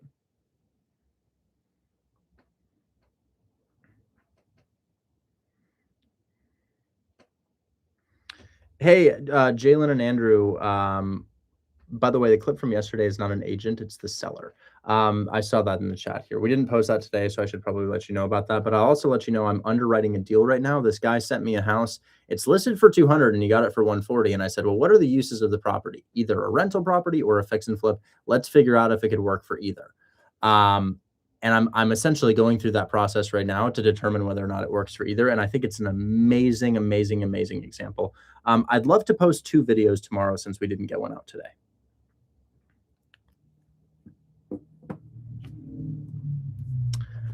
Okay. Doesn't work as a rental. Do you understand why it doesn't work as a rental? Yes. Okay. Now we're going to see if it works as a fix and flip. Determining whether or not it works as a fix and flip is a little bit different. I will say, from looking at the property, I'd say chances are it's not going to work as a fix and flip. And I'll do the math on here to figure out whether or not it will. But guys, look at the fixtures in here. Remember, it's a $140K house. Look at the interior. That's pretty good interior for a $140,000 property, guys. That's a pretty damn good interior if that's what your 140K property looks like. So we just want to note that the property can't get much nicer for the price point. It can't get much nicer for the price point, or else it would be considered an over renovation. So what we want to know as to whether or not this is going to be a deal for a fix and flip is, are there houses selling in your area for an increased price? And if so, can I buy it at 140, renovate it a little bit further towards those properties and sell it for a profit? Let's figure that out right now. So first things first, in determining whether or not that works, is to find the property. Find the property, figure out where it is on Zillow. By the way, Jacksonville is a great market. I would just go a little cheaper or creative finance for something like this. And yeah, that's what I'll say. Anyways, let's remove our filter right here. We can see all of the opportunities. Let's also remove these other filters that we might have in place. Okay, now we can see all of the opportunities. So here's the area. Good news. You're right on the water. Houses on the water appreciate 15% faster than those that are not. So let's draw around this water neighborhood that we have here. This is what houses here are gonna, this is our neighborhood. These are our comps. That's our comp range. And ideally, let's stay up here, but we'll check. So first things first, what are we? We want to compare apples to apples, not multifamilies to single families, not 1 stories to 2 stories, not ranches to up-down duplexes, you know? So this thing right here is a $200,000 house. It's a 3-bed, 3-bath with 1,550 square feet from 1958. So the thing to remember here is that we're a 3, 2.5, 1,500 square feet from 1958. And we're a ranch. The style of this house is called ranch. So we'd like to compare to a 1958 ranch. Let's go ahead and do for sale, sold. I'm going to look up here first and foremost and see if I can find anything comparable. So is this comparable to what we are? Not really. It's like on the water, and it's also a 4.4, and it also has about over 1,000 square feet. So I can't say that that's a comp. Looking here, is that a comp? This guy is also on the water. We don't quite have access to the water like that. You know, we're close to the water, but not like this. So I'd say not quite a comp. And then also understanding that this is a 4.4 and we're a 3, 2.5. Also, it's an up-down house. Like we got a downstairs and an upstairs. We're a ranch. So I'm looking for a ranch. Now I'm going to go ahead and price these high to low. I'm going to see the highest sales in the area, and I'm going to see if there's anything like that. So there's this guy. But notice his square footage. You know, we're not quite like that. That's a much different type of property. So if we're like, this is a comp, I know it's a deal because of this house. It's like, well, you know, we're nothing close to what that house is, you know. Let's keep looking until we find something similar to us. So here's something that's potentially similar, although its square footage might be bigger. So interior is actually distressed. I can't really consider this a comp. The square footage is significantly larger and it's a 5.3. So not quite a comp, not quite a comp. This is a comp. This right here is a comp. This is a 3.2 ranch with a 2-car garage built 5 years apart from us. You understand why this one's a comp, but those other ones weren't? Yes. Interior has been renovated. This looks like staging to me. Do I really believe they left out a pitcher, 2 glasses, and a bowl full of lemons on a cutting board? No. That's called staging. They you know, you can see the new LVP in the house, the new countertops. They staged the property to make it look hospitable. And we can see some rooms have not been staged to save money from the staging company, you know? So it's this is a fix and flip, and it is a comp for your property. So that's comp number 1. It sold for what price per square foot? It sold for $149 per square foot, and it looks like it sold recently. Well, wait a second. No, it actually sold for $147 per square foot. That was kind of a while ago, and ideally we don't want to go this far back when comping, but we don't have a lot of options. So we'll say 147 per square foot. 147 per square foot. And then let's also go ahead and see if there's any others. That's not a comp. Why? 2-story. We're 1-story. Is that a comp? How many square footage do we have again, guys? Do y'all remember the square footage? I don't see 1554. 1550. Okay. This is a little bit of a different property. You can use the 419 West 68th Street. This is It's a 3 and 3. This is a good comp right here. Look at this guy. That's a great comp. So that guy sold for $249. Let's use his price per square footage as well. So 189 per square foot, 189 per square foot. And then let's grab one more price per square footage of a nearby comp. Any others? These are smaller than us, smaller. Those are kind of our comps here, guys. I think those are our comps. You've also got this guy, which is, he's built in 2019. It's just not the same. So these are our 2 comps. Add these together, divide them by 2. This is your average price per square foot, and your 1,550 square feet, meaning that the ARV might be 260. if this thing's renovated, it might sell for 260. If we have it at 140 and we sell it for 145 and somebody puts in like 30, we'll do the formula. So 260 multiplied by 0.7, subtract about $30,000 in rehab. You know, you might have room for a slim fix and flip. I'm not going to lie. There's not a lot of perfect comps for this, but you might have room for a slim fix and flip. You know, somebody might pick this up. So honestly, I say shoot your shot. You might make 5K. I don't think it's a super cookie cutter deal, but the house has character. It seems to be in a good location. The rehab is going to be minor. 30K would probably make this stellar. It would probably be a stellar property for $30,000. So you know what? I would say lock it up, submit it to us, and perhaps we can get a 5K assignment fee on something like this. Perfect. And that's what I wanted to hear. And if you can get it any lower, like 130, that's just helping you.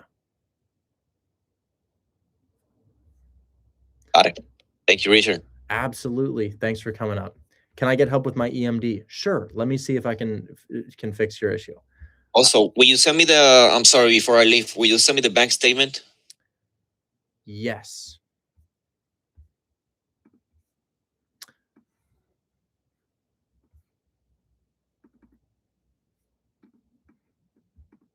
So understand though, when I send you my bank statement, they're going to want it to be in the name of the LLC on the bank statement. And I can't sign for cash deals. So you might run into a hiccup there. But honestly, what I'll do is I'll just blank out my LLC name. I'm just going to remove the LLC name for you. And then hopefully, I know that they're wanting to see the LLC, but maybe they forget about it. Because this is a valid bank statement. I'm just not putting an LLC on it.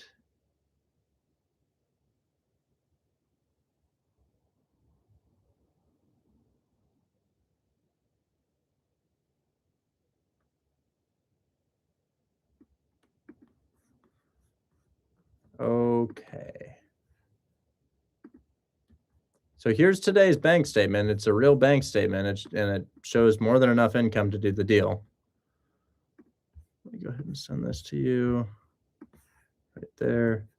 And that is in your DMs. Say, hey, my business partner sent this to me for use. Beautiful. Okay. Thank you, Richard. We'll be in touch. Absolutely. Talk soon. Bye-bye. Guys, remember, if you have a deal and you're in the Discord and you'd like to submit the deal to us to sell the deal, all you need to do, waiting for my screen share to load, is type #submit. So you could be on the homepage here and you're like, you know what? I got my deal under contract.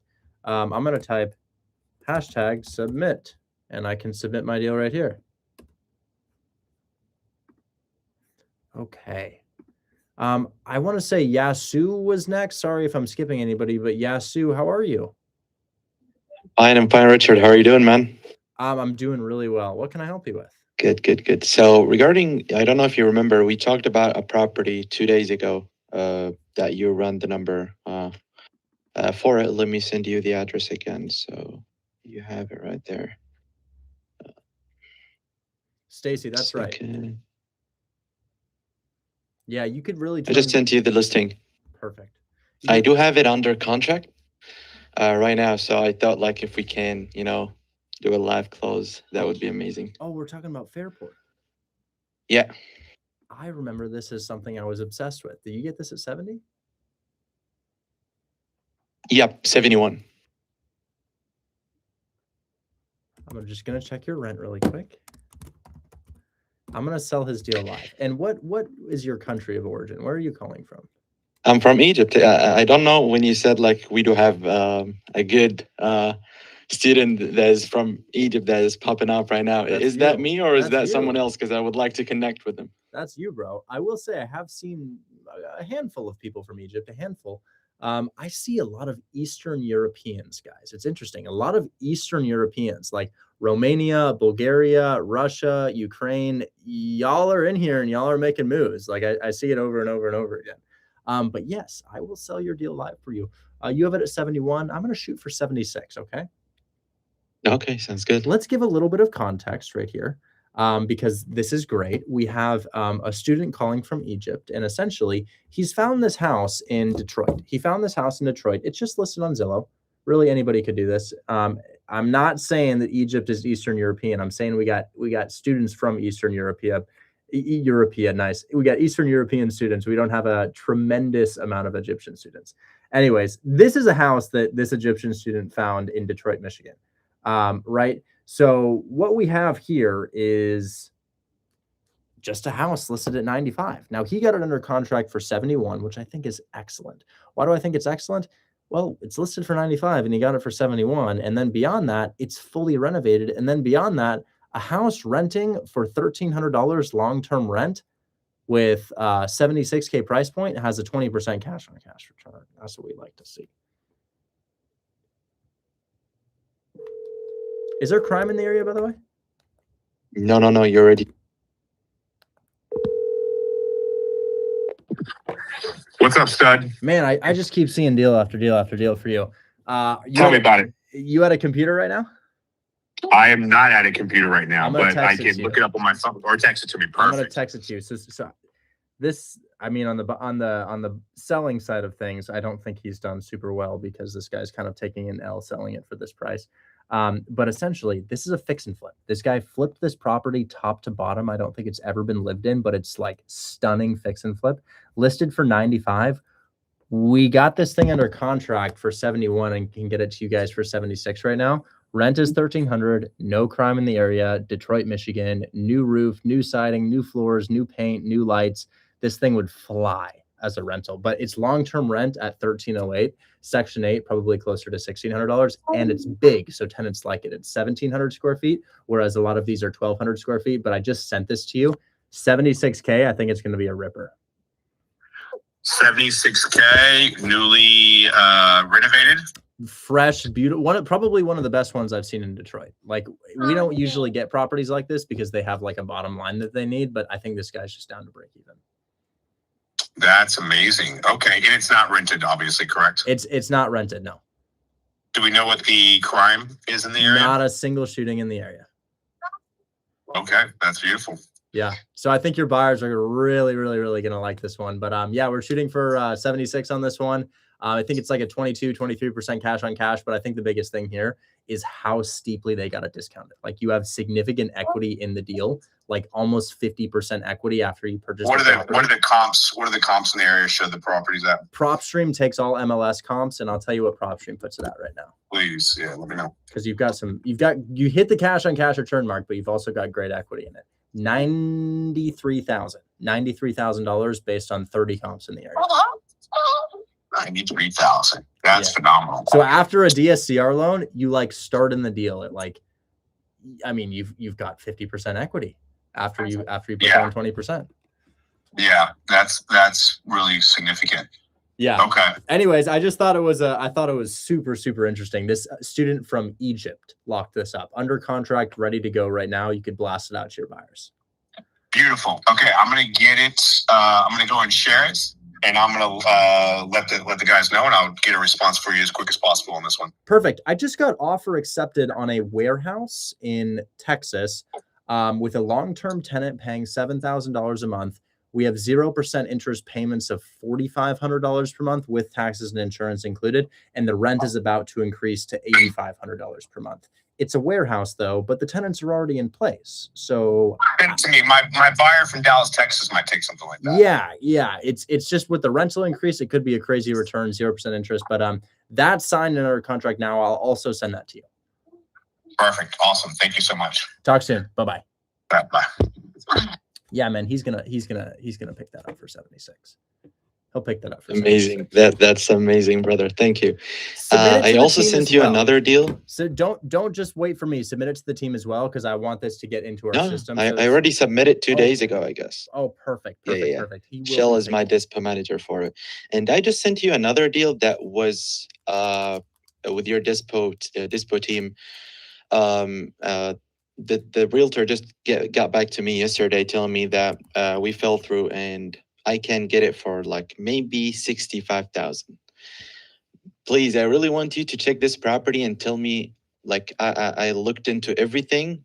the cash on cash return everything, and I don't know why would a deal like this would fail through. The student got it for 70,000. I don't know who he is, but Deal. I asked Chester. It was one of your. That's a deal. That's a deal. It has been there for 220 days. I would ask about condition. I bet they've been. I asked. Yeah. It was a fix and flipper. It was a fix and flipper that did that one, and yeah, he told me it's not selling because it's a rental area. It's more like a rental area, and I did run the numbers. I did looked into the spot crime, everything. It was with your dispo team at 70K. I just wanted to know like what is the problem, because that would be really interesting for me. The problem is we got this under contract prior to having this buyer connection. Our buyer connections were not as strong. So that this new buyer connection that we have, he's on our like 6th deal, guys. I said let's go into this tentatively, but guys, he's on our 6th deal. Like he's just picking up things left and right. Dude, this is an amazing deal. You've got this for 65K. The rent is down. I can get it for 65. The rent is like 1450 if I'm not mistaken. It's like 1475. Dude, this thing is insane. It's insane. Your return is like 35% cash on cash too. Get it right now. Get it right now. Get it right now. All right. I'll just talk to him right now. Thank you, man. I really appreciate it. That's great. That's great. Guys, it's a very simple formula that comes down to whether or not these are deals. What is your purchase price? What does it bring in? If your rent is $1,500 on a 65K house, you're in the money, assuming it's not in a violent area and assuming it's not destroyed. Sounds good, man. I really appreciate it. I'll just leave you there with the other students. Really appreciate it, man. Thank you. I have to make a call.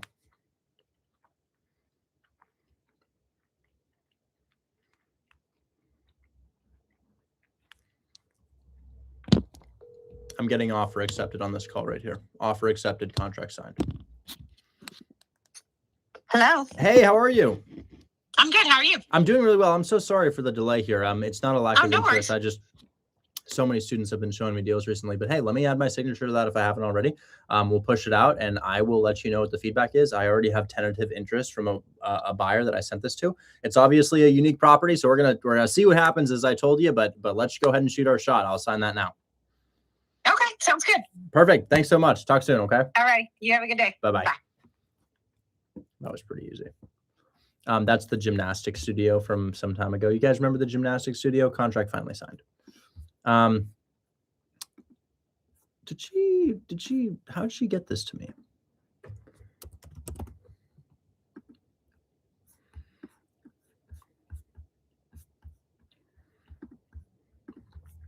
Let me just go ahead and see how she got this to me. Gmail.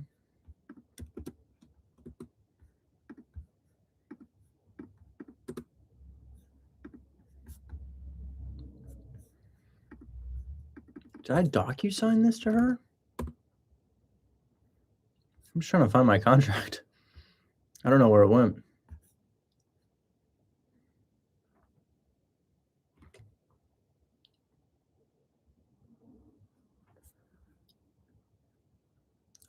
We have a parental consent form, last used in November of 2025. Do you know why we have a parental consent form in DocuSign? It's a reoccurring document for us. It's called a parental consent form. We had our attorney draft it up for us. You know why we have one? Look at this. Why is that there? Anybody know? Anybody want to take a guess? Because we got kids closing deals, guys. Because we got, I kid you not, we have kids closing deals. Okay. Gosh, I just can't find this damn PSA. Well, I'm going to ask her where she sent it. Sorry, can't find it. What email did you send it to? Anyways, minors making more than the average. Yeah, guys. I think most recently, the most recent kid to do a deal is Amare. Amare did a deal. And then, you know, Anson's still doing deals. He just doesn't come here anymore because he doesn't need to. So I have to follow up with Anson and do a deal. But anyways, y'all, what do you think Bill Gates was doing? You think he's lying to us? A little bit scary, guys. Just realizing the scale of the people who were involved with that is just insane. It's just crazy. Anyways, let's keep talking to people, guys. We got about 35 more minutes here. Username B. You'd be surprised what I just did for you, girl. It's nice. Hello? Hey, I'm just kidding. It's not that nice. It's cute though. hey, It's cute. B, can you hear I me? love you. All right, baby. Okay. Well, he's no. Can we- Sean 91. Did we already talk? I think we already talked, right? I ran off literally 30 seconds into being on. Oh, yes, we did. I was like, that's a great deal. I remember you. I was like, that's a great deal, man. You got an amazing deal, and then you just disappeared, but you got a great deal. Just so we're clear, I didn't run off because I was like starshook and got nervous. It was a technical difficulty, I'm sure. So that was, yeah. Yeah, so I sent the address over to you with the terms that I got them to agree to. And then the only caveat, and I wanted to get your opinion on what, the dude wants the whole title. Is that an absolute deal killer? No. Or is that something that... No. Easy objection to handle. He wants I've solved this objection time and time again. It's called the deed in lieu of foreclosure. Easy objection to handle. Damn, I almost want to buy this deal off. So I've pitched that. I've not pitched. I explained that exactly to him because I've had this conversation before with people. And this guy's like 60 years old. He does everything the old school way, and this is how we've always done it. I'm like, well, I don't. It's been sitting for so long that they don't care to let it keep sitting. I might buy. So I kind of want to buy your deal, dude. That'd be awesome. Because that's just really good, dude. You've got a. So let me check your rent really quick. Is it occupied or vacant? Right now it's vacant. They just had everybody move out. They had a new roof put in, newer windows in the lower level. It's in really good shape. So apparently he's received these same types of offers before. And just today when I called him, I was like, you know what? Today's the day that I want to kind of give this a shot. And it was just with that. That's how it goes. People just randomly flip like that. Yeah. So he said that. I was like, that's wow. Good morning. It's not money. Hold on. Let me check your rent really quick. 1,200 to 1. Okay. Apartment. I feel like it'll rent for like $2,400. 24. Yeah, I think I had it around there or at like $2,550 or something. I forget exactly what it was. And you're paying in front of me. $935 per month, and your taxes and insurance on the property are going to be. I want to see estimated value too. I just want to see your estimated value because now I'm considering buying something like this. Looks like estimated value at 236. That's pretty good. And then the condition's really nice.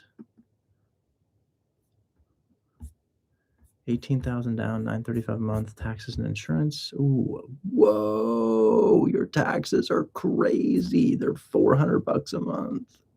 Okay, we'll wholesale it.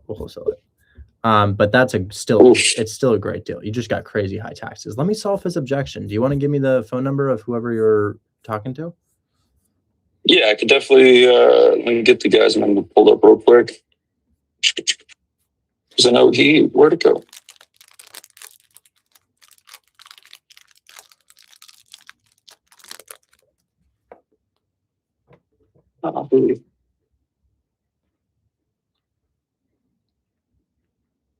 Yeah, just sent that over. And that's the agent for it.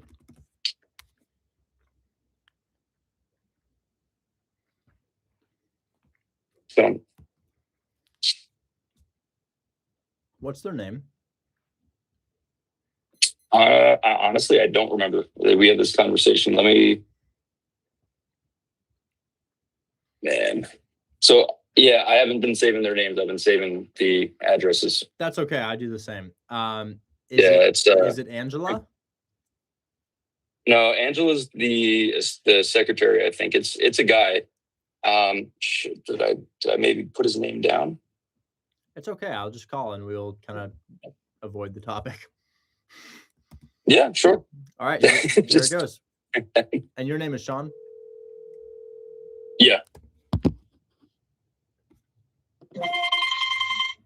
Hello. Hey there. My name is Richard Taylor. You were speaking with Sean. He's my acquisitions manager regarding the property on Biddulph Avenue. Yes. Yeah, I think we were really close to coming to terms. Did you have like a minute or two to chat about it? Can you call me back possibly either later tonight or tomorrow? I'm on showings right now. So sorry. Let me call you tomorrow. Is this time tomorrow going to be okay? Sorry, I'm on the West Coast. It's a little bit late over there, I imagine. Yeah, it's 7 o'clock, but I am still working. Okay, got it. I was just talking about how title was conveyed in regards to this one. I'm not here to negotiate with you or change any of the terms that we've discussed here. I'll also send you proof of funds in the portfolio just for credibility purposes. But yeah, I'll give you a call around this time tomorrow. Thank you so much. Talk soon. Bye-bye. Okay, I don't want to leave this guy alone until we get this objection solved because you're looking at $10,000, man. And I want to make sure that you get that for proof of concept for everybody else. So I'm 100% going to talk to this guy. I'm going to set a reminder. So it's going to be the first thing we do tomorrow, okay? Okay, yeah, that'd be awesome. Absolutely. Definitely here for it. Tomorrow at 1:50 p.m., remind me to bring up Sean. Okay, I added it. It's saved as the other version of Sean, S-E-A-N, but I'm gonna say Sean and we'll just bring you up. But so here's what we're gonna say. Here's essentially how I handle this for everybody else who runs into this objection. We need to hold on to the title if we're gonna sell or finance you. Okay, I totally understand, right? Because like, what if I don't make my payments to you? You need to be able to get the property back quickly, right? Yes, that's why I need to hold on to title. I totally understand. I sell my properties in the exact same way. Would it be cool if the closing attorney held title?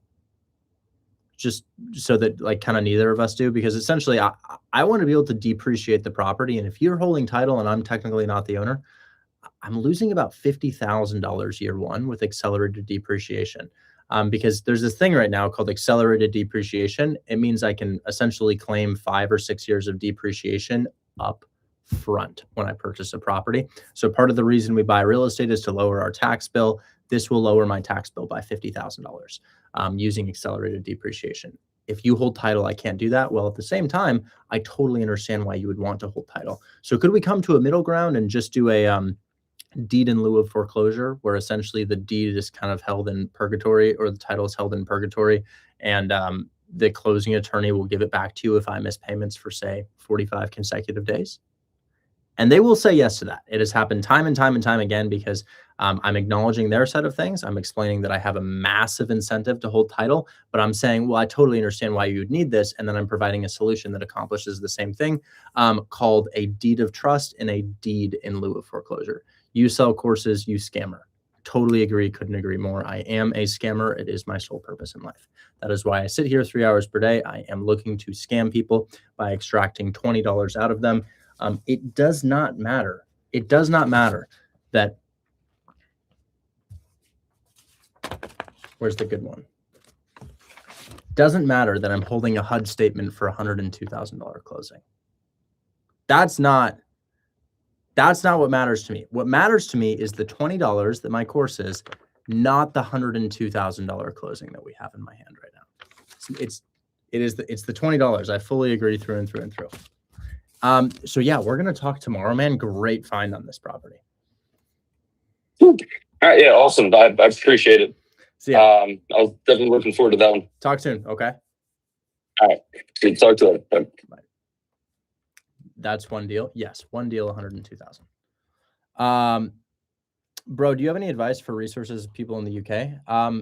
Y'all got electricity over there, right? Does the UK have electricity yet? I don't remember. What about phones? I think I'm pretty sure. I might be wrong on that. Correct me if I'm wrong, but it kind of goes like this.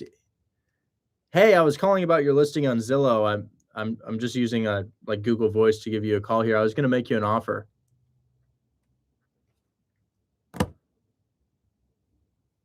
Just like that.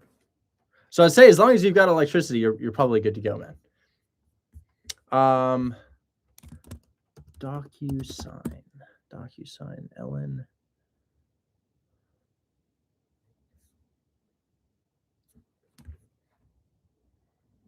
I can't find the deal that I got accepted.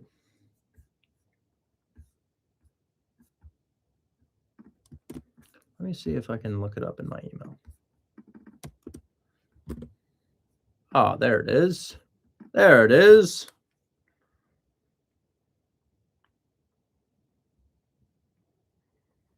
Okay.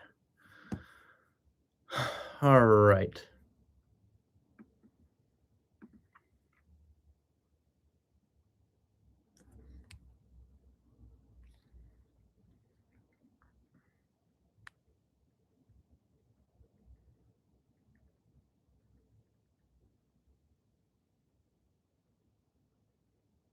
Okay. Here's my contract. I'm going to go ahead and download this file. Download. Combine PDFs. Okay. Now let me just see what the agreement outlines. The agreement outlines $3,663 per month. Perfect. Okay. All right. I just need to send this deal to Shell for Dispo, and we will get started. Hey, Shell. I just got a new deal under contract. It's a commercial warehouse. We've never tried to sell anything like this, but I assure you it's the exact same process.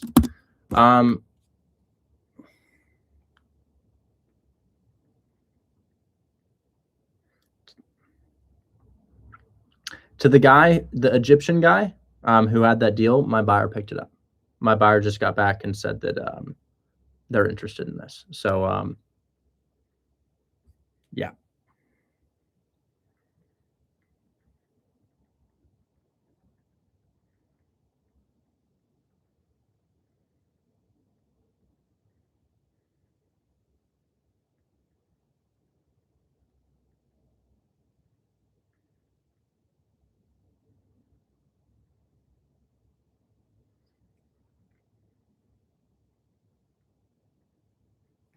So whoever that Egyptian student was, that's sold.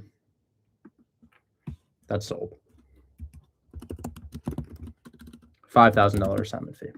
He's also interested in the next one. Okay. Really appreciate it, brother. That's amazing. Yes. Hey, my camera froze, guys. Let me fix my camera. 1 sec, guys.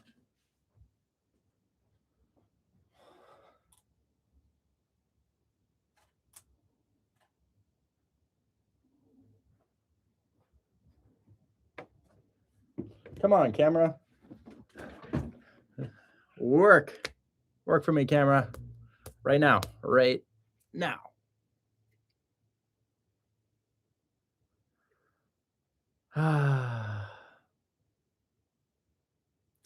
Well, I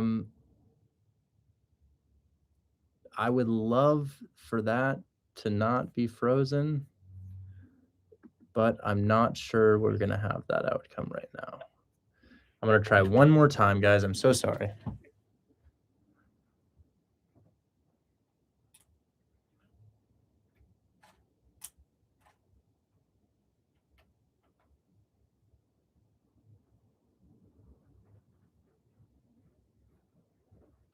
There we go.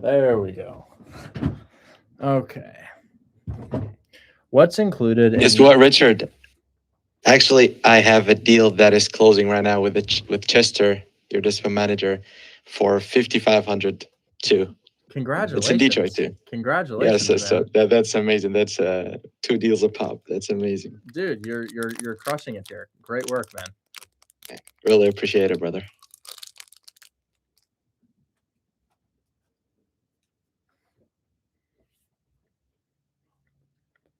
Spend that pyramid scheme money on some good equipment. I will. I'm working on having a good studio. My studio is not very good yet, but I'm working on it.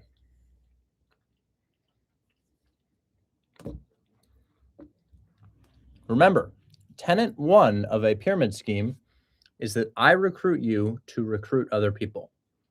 Yeah, Sue, are you recruiting other people? Is that part of the course here, me recruiting you to recruit other people?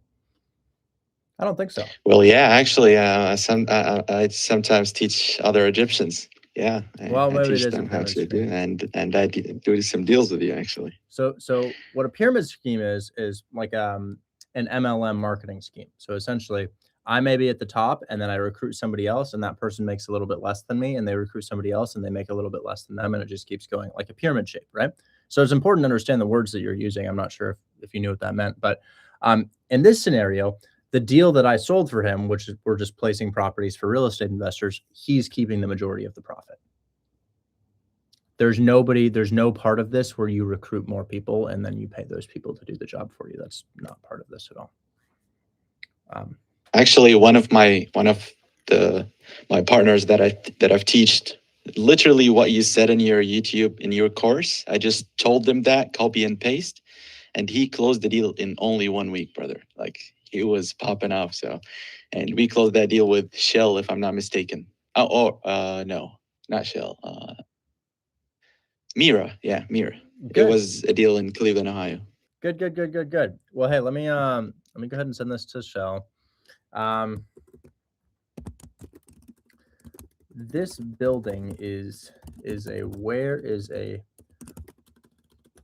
gymnastics studio with a long-term tenant in place, paying us $6,900 per month with a commitment to a rent increase to, and let me just confirm the rent increase really quick.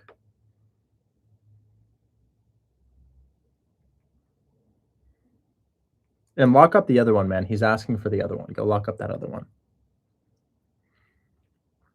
Oh, the one that I sent you? Yeah, he wants that too. He really wants that. I'm trying to get it for 65,000. I'm pushing sometime. He wants it at 72. He'll want it at 70. What? He'll want it at 72. $7,000 for that one, man. All right, let me try, man. I will give him a call right now. Good job.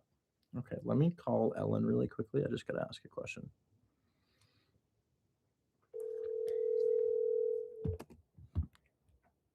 Hello. Hey, just one more question. I'm doing my write-up on this now. So you guys have a rent increase planned for November, correct? Yes. And it's 15%. 15% rental increase. So we're going from 6,900 to whatever 15% on top of that is. And they have they signed anything to say that they're going to stay? Because that's really going to help if we can be like, no, they're doing this rent increase if we know that they are. No, I mean, they have been renewing. They just renew from year to year. And this year, when I talked to her, I said, when they renewed in November, I said, look, we're going to be going up again when y'all renew. And I said, so I want you to consider the fact that once we go up again, the next time it's going to go, it's going to continue to go up every year. And that's a lot because 15% of it's going to go up to like I think it was like 8,000 or 8,032 or something. And then 15% of that was going to be even much more. So I said, so if you're interested, I'll do a $9,000 a month fixed rate for 5 years. I remember that. If you decide to sign for 5 years. I remember that. And she was like, okay. And I said, so I said, no pressure. Just consider that and know that, it's going to get eventually, it will get expensive. But if you want to get it fixed for 5 years and then you don't have to worry about it, I'm willing to do that. Wow. That's a great move on your part. I mean, it is very enticing imagining if you're the tenant. Right. And so, but here's my thought process. Even if they build something, which I'm sure at some point they're going to want to build something bigger because she has a daycare. And even if they do, it's going to take them well over a year to get something in the works, to find the property, close on the property, get the stuff together, build according to specs, because USA Gymnastics has very specific regulations on how you have to build everything. So, so I feel 90% certain that they're going to at least renew for another year. Great. So we'll just aim for the 15. Now I can't guarantee that, but I can tell you that it is very, very likely. Yes. And then the only other question I had is, how many times have they renewed prior to this? Well, I only sold it to him in September of 24.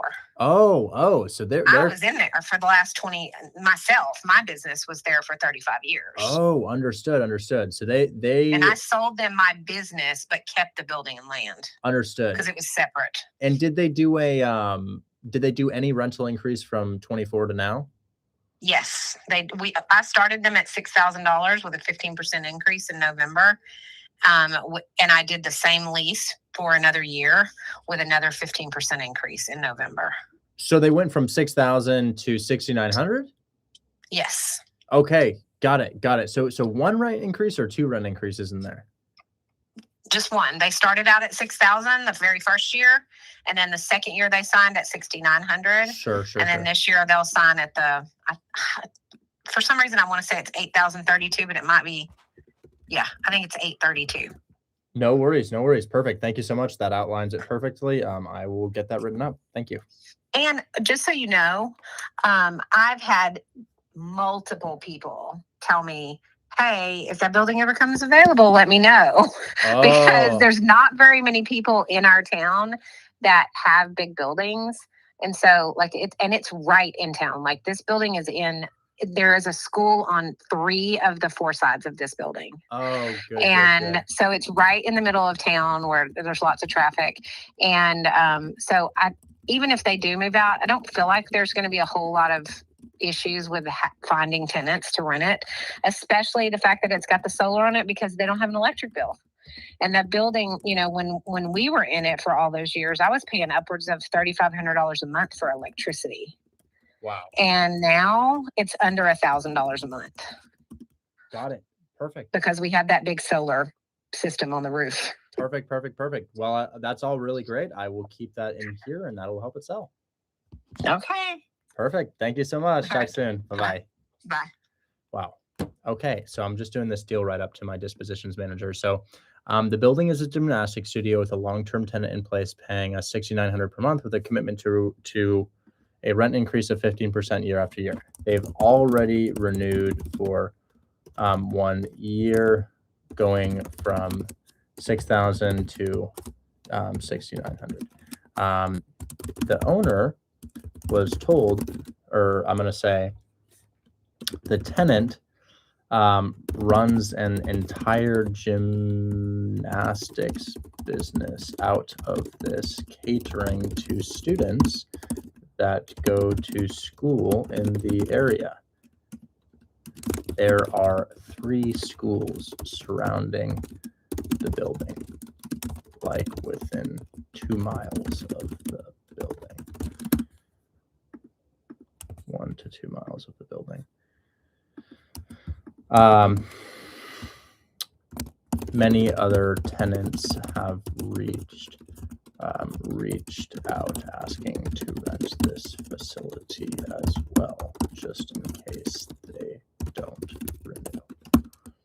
The owner approached the tenant and offered them a 5-year fixed lease at $9,000 per month, and they were interested. The reason they wanted this is because it saves them money on year 2 after another rent increase. I'm going to say there's no electric bill for the tenants because of the solar on the building. We have immediate cash flow of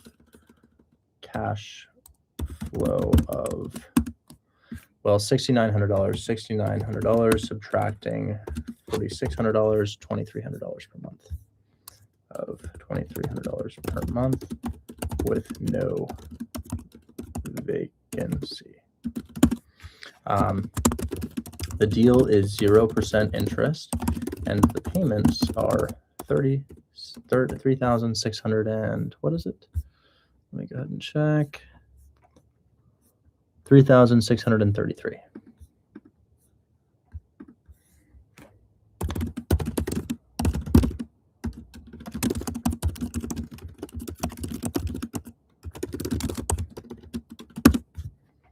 Okay.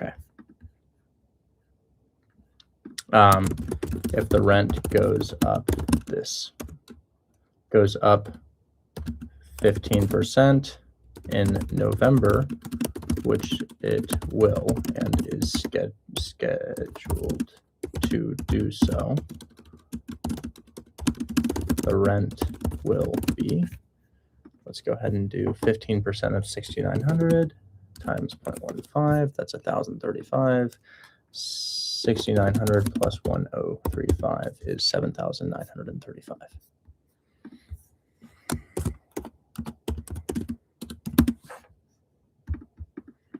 Perfect.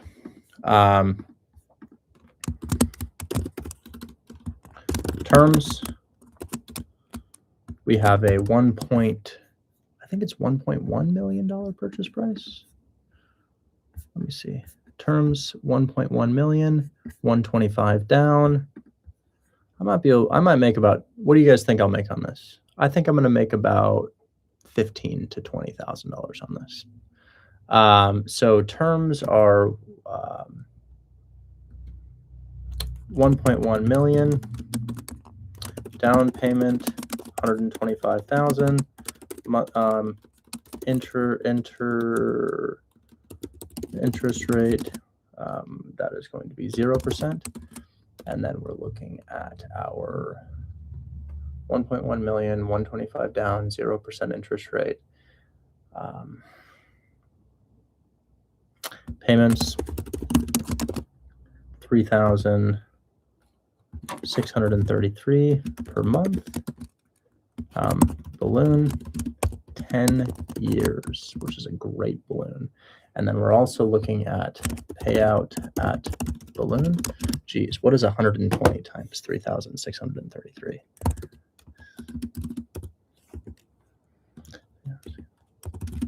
Geez, oh my God, you pay down half the purchase price in 10 years. Anyone else is live frozen? I hope not. 435 plus 125,000 is going to be this. So 569.60. 569.60. 569.60.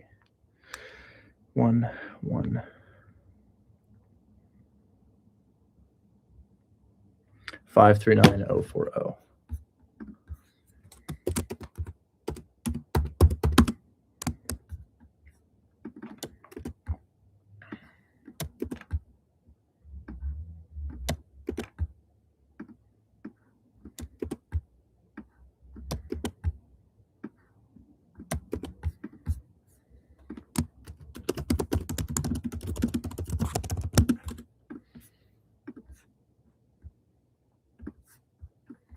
So sorry, guys.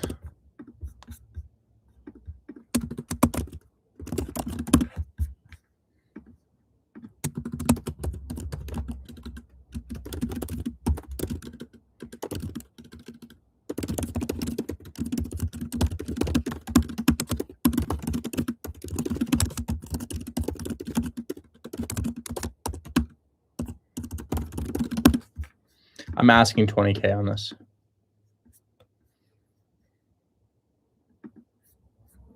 Address is going to be Willis.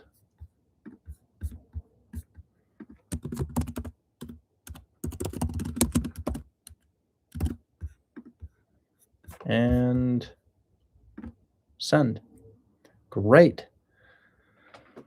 Wow. Okay. That might be a big deal for me. That might be a big deal. I might make a car off that deal right there. That's actually really, oh, we got a lot of people on stage. Oh my gosh. Oh, well, I've talked to Yasu already. I've got these guys to talk to. I'll talk to these people. I'm going to go really quick though. This girl is asking about EMD. Hey, what's going on with your EMD?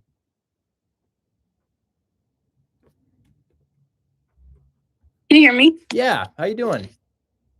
I'm all right. Okay, so he wants the EMD to be submitted 3 days. He doesn't want to give me 10 days for inspection. He said 3 days after signing the contract, I need to give the EMD, and he wants an option fee of $250, and he doesn't want to budge to like not let me have to pay an option fee. Are you doing a deal in Texas or North Carolina? Texas. Texas has option fees. There's no way around it unless they forget about it, which happens. I've never had to pay an option fee on the houses that I buy in Texas, but it is a law, and you do kind of have to do your option fee. There's nothing we can do about the option fee, but what we can do is we can say, hey, let's have earnest money submitted in 5 days. I just need to get my inspector out there and see if it makes sense. But before you do any of that, I'd love to see if your deal is actually a deal. Can you send me the address so that I can underwrite it? Yeah, it's 606 State Street, and then it's in Big Spring, Texas. They have it listed for $100K, and I got them to agree to $73,000, but I could go to 75. He said he needs me to agree to the option fee first in order for me to This is a toss-up. So this is a toss-up. Your area is in a deep hood. How do we know it's a deep hood?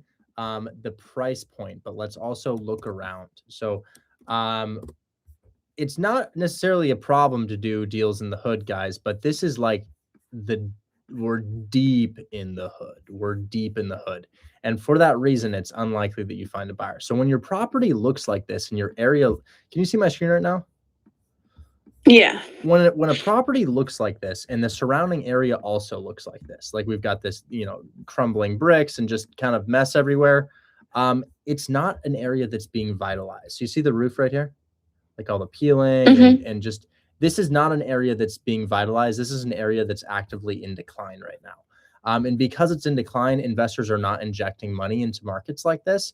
And when we have a deal like this that we get for a discount that would work in an area like Detroit, but we get it in kind of a smaller market like Big Spring, and it's a dilapidated economy like this, it's like a car being totaled. So this house is maybe worth 120, maybe 130,000 after it's renovated, but it's going to take more than it costs. It's going to take more to get there than it's actually worth. So like if you hit a tree with your car and the car is worth 10K after it's fixed, but the repair is 5K, and perhaps you already owe 6K on the car, the insurance company deems it to be totaled. The house you have here is it's not exactly totaled, so to speak, or the one behind it that you're looking at, because I know it's this one.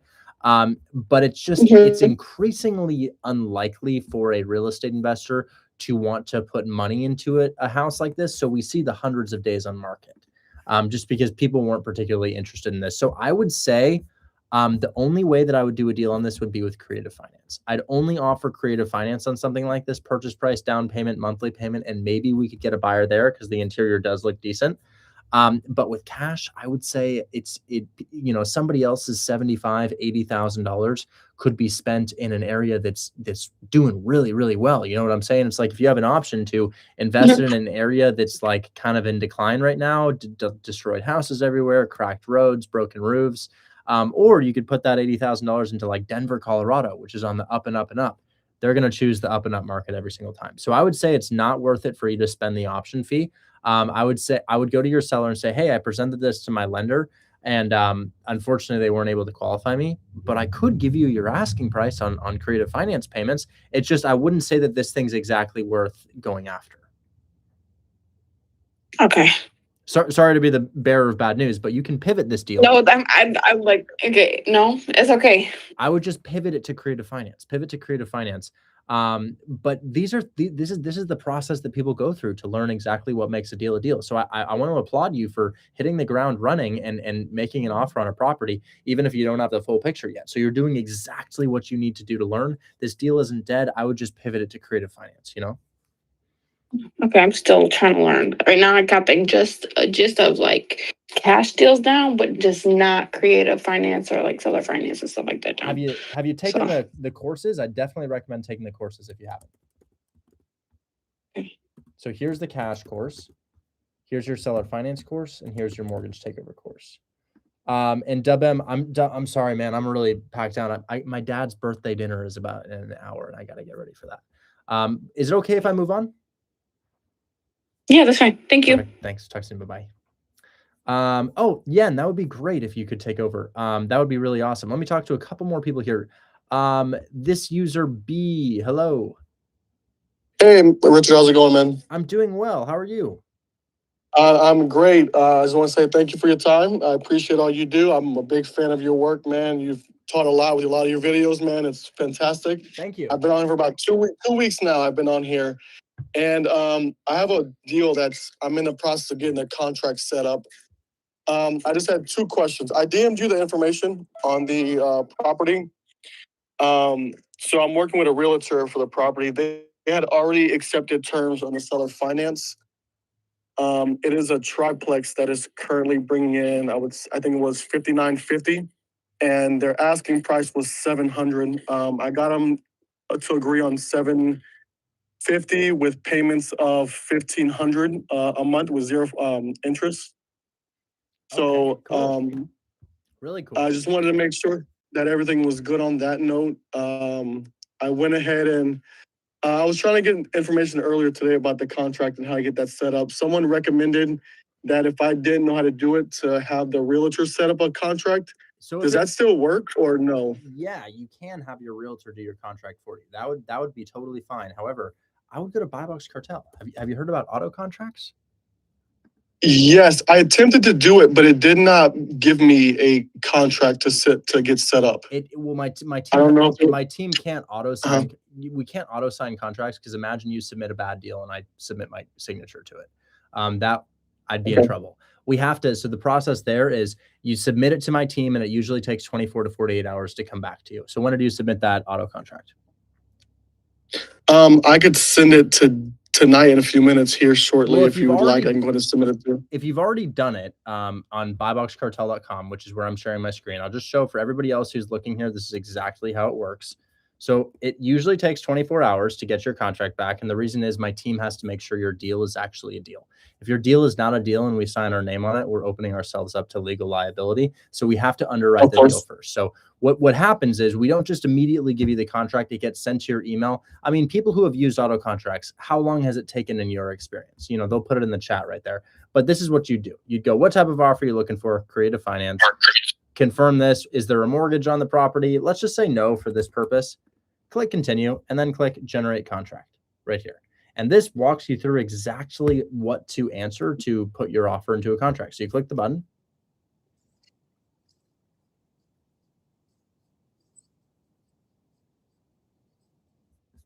You click yes to the disclosures. Don't worry about these. Click continue. And then you can just answer these questions and it gets put into a contract. But that contract does take 24 hours. Now, if you're like, well, I'd like to do the contract myself, I need it faster, you can go to hashtag contracts right here in Mortgage Takeover or wherever, either one works, and watch this video. If there's ever an issue with Buy Box Cartel auto contracts, there's no reason why you can't go into the Discord and fill out this contract right here. So this is exactly how to do a contract. And then this is the contract right here. You open it and you click file, make a copy. I'm also happy to do your contract for you tomorrow on the live stream, but it sounds like you already submitted a contract. And if you'd like the realtor to do it, you can also have the realtor send you a contract. Yeah, so I haven't submitted one yet. Like I said, I just got them to agree to the terms, and then someone recommended to have the realtor create the contract if I wasn't sure how to do it. And I just couldn't get enough information to do it myself. And so he went ahead and he created a contract. Will I still be able to submit it to you guys, or will I have to get him to sign a contract that I created with through BuyBox? We just need to see if there's a non-assignment clause. We literally just need to see if there's a non-assignment clause. So that there could potentially be a non-assignment clause in that contract. So I just need to check that out. So I'll tell you what, can I bring you back up tomorrow to review the contract that the realtor sent you? And if there's an issue with it, no worries. I'll do your contract for you. Okay. Yeah, absolutely. That sounds like a plan. And what's your username? It won't show me. I'm sorry.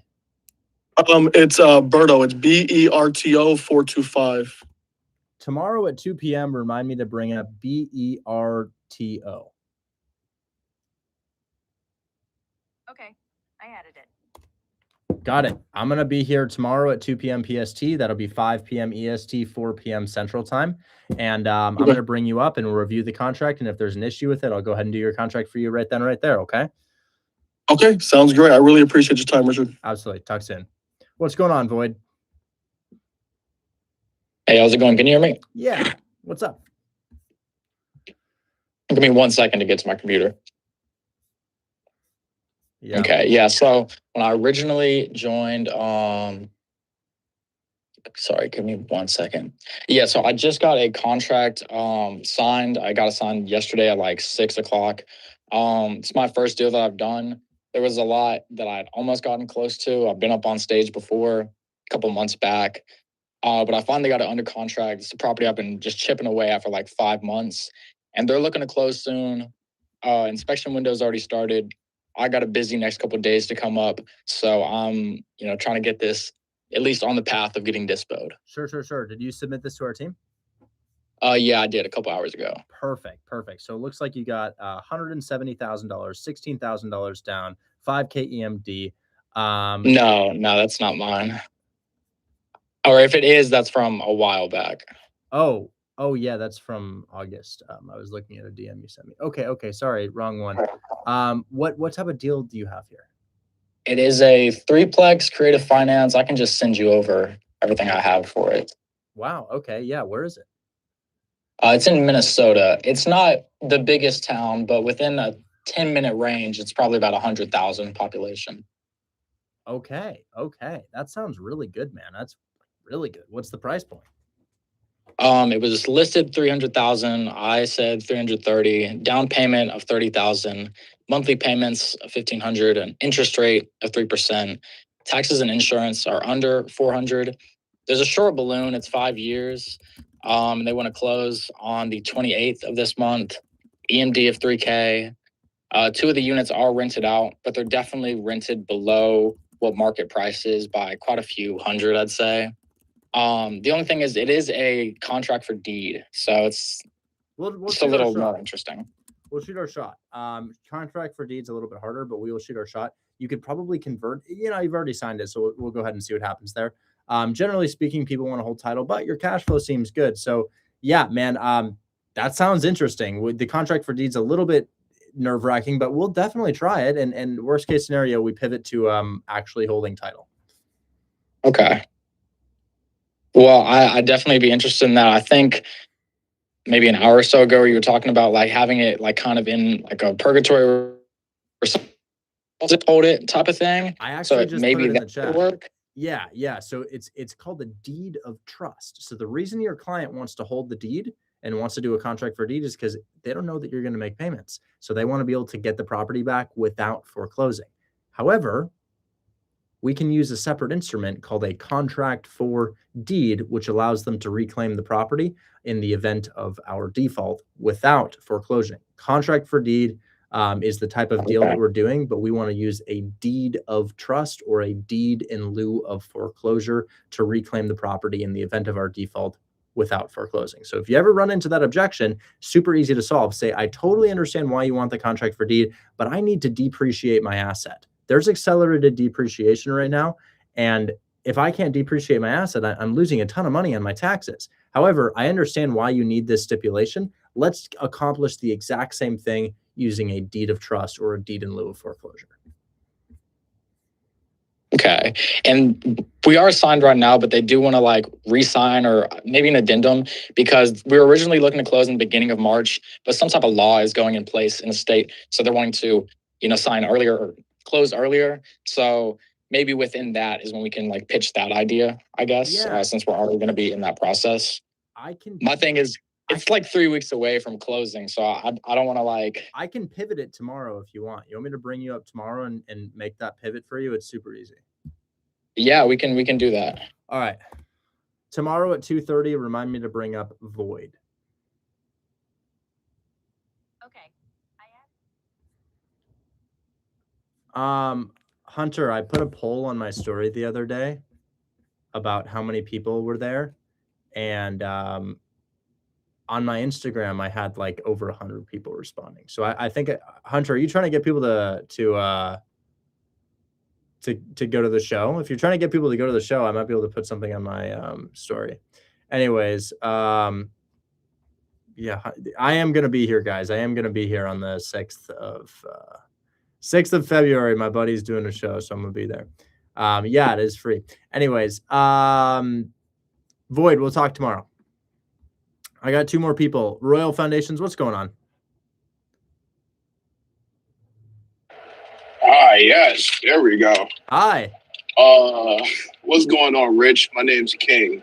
Nice to meet So you. I got a little bit of a deal in Houston, Texas for you, and I wanted to overview it with you, see if this is something you would buy or if you think this is good for a pitch off. Sure, sure. I see So- some photos of a house. Oh, perfect. Is it Crestview? Yeah, it's Crestview. Okay, 400K, 5% interest rate, 40K down, monthly payment including taxes and insurance is about 3,200. They're past due 9,000. Each unit brings in 2,300, and it will bring in 4,600. I would wholesale this, but I think there's definitely something there due to your cash flow. There's definitely something there due to the cash flow and the condition and the location. You've got a deal, but it would be a wholesale deal for me. Okay, so here's the nature of this, though, right?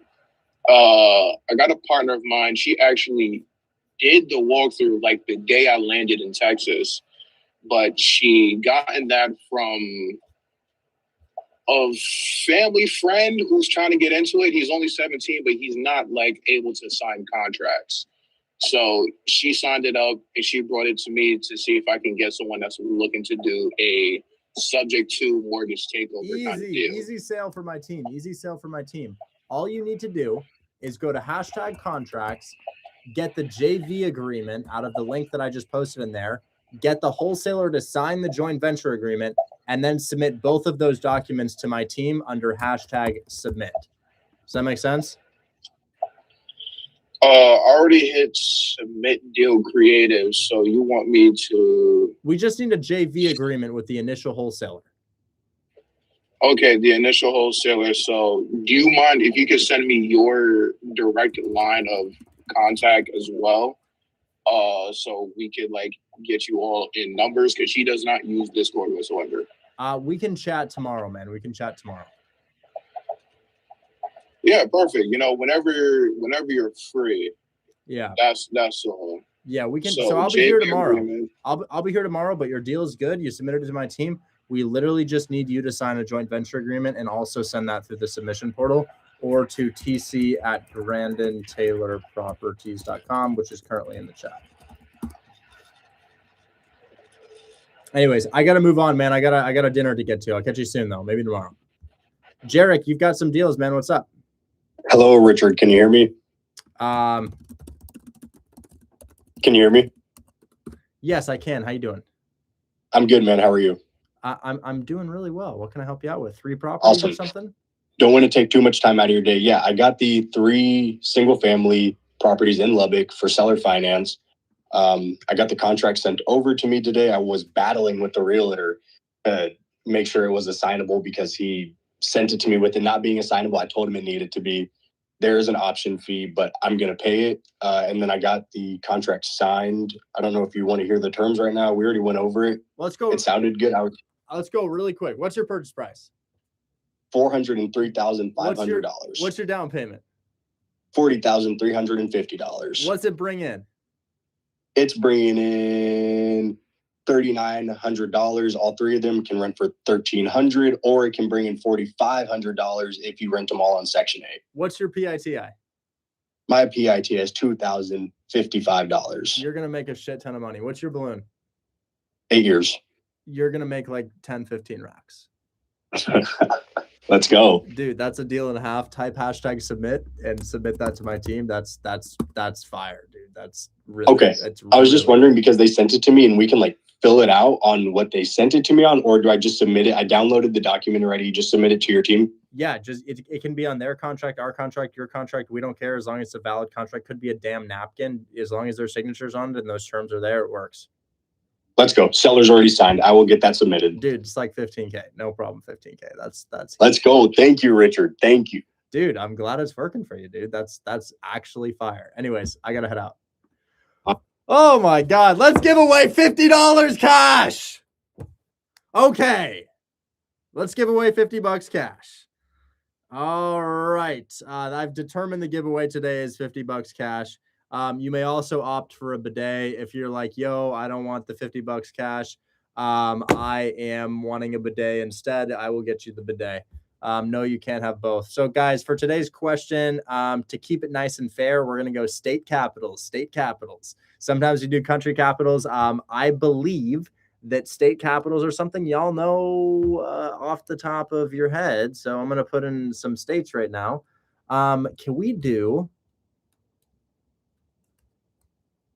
Can you type out your numbers? Oh, he just did. They're like 440K down, 2,000 a month, 3,600 income or something like that. I'm going to go ahead and do state capitals. Let's see. Capital of Michigan for 50 bucks. Capital of Michigan. Capital of Michigan for 50 bucks. Whoa, that was quick, Mr. Mo. Oh my goodness. And that's 50 bucks cash or a bidet for you. Or a bidet for you. Mr. Mo, he paid attention in 6th grade. He paid attention in 6th grade, okay? Mr. Mo, come on. I got to go to Dad's birthday dinner, please. How long should I give him to come up? Mr. Mo, you don't have to come up. You can also literally just send me your Venmo or some shit, and I'll pay you. Mr. Mo, I gotta go, man. I gotta go. Can you accept the invite to come up or DM me, please? If you don't know how to DM me, click on my name, 2-finger click on my name, right click on my name, click message. So if you're like, I can't come up, it's not working. Oh my God, I'm freaking out. Fine, just DM me. Perfect, perfect. You're DMing me now. Thank you. Yes, Mr. Mo, do you have Venmo? You have Venmo. Yes, you do. What is your Venmo, Mr. Mo?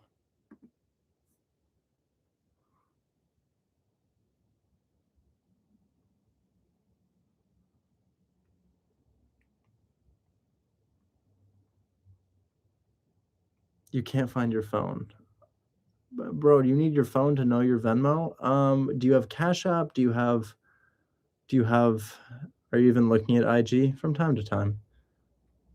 You don't know a single way that I can send you money off the top of your head?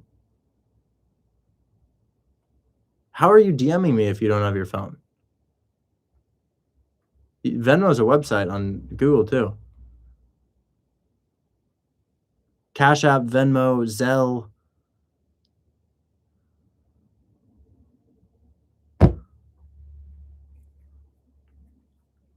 There we go. Okay. I'm going to hope that's a Venmo because I'm sending that on Venmo. Yes, it is. 50 bucks cash. Thanks. And proof that it's sending. Come on. Oh my God, my bank declined it. Oh, hold on. I have to fix this. I wish Venmo overdrafted. Like, I wish it would just overdraft for me instead of making me transfer money every single time. Transfer, schedule transfer. Oh my God. Okay.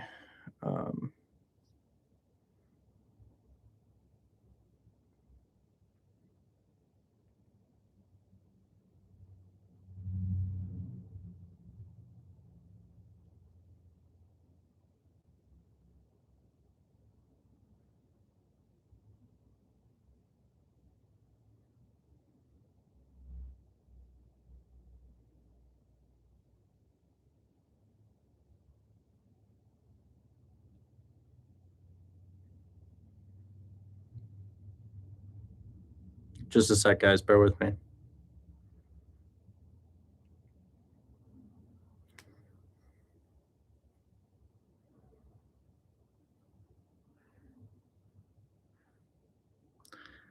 And now the Venmo will work. Now it will work. There we go. 50 bucks sent to you. You're welcome. All right, guys, I will catch you all on the next one. Thanks so much for hanging out with me. And if you're like, well, I had more questions, don't worry. Yen is here to answer your questions. So if you guys have questions, you're like, I still need some help, no worries. Yen is going to answer some questions for you. And I will catch you all on the next one. See ya.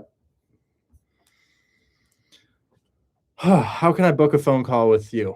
How can you book a phone call with me? I have a link in my bio for one-on-ones. I do offer one-on-ones. If you'd like to book me for a 30-minute call, we can do that. Anyways, guys, I will catch you on the next one. That link is in my bio. So is Hold My Hand Wholesale. Can I find deals at 13? Yes, you can. Hold My Hand Wholesale linked in my bio. Bye-bye.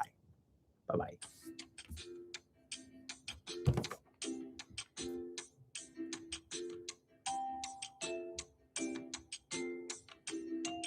Text Andrew, can you repost the viral video from today? Okay, sending.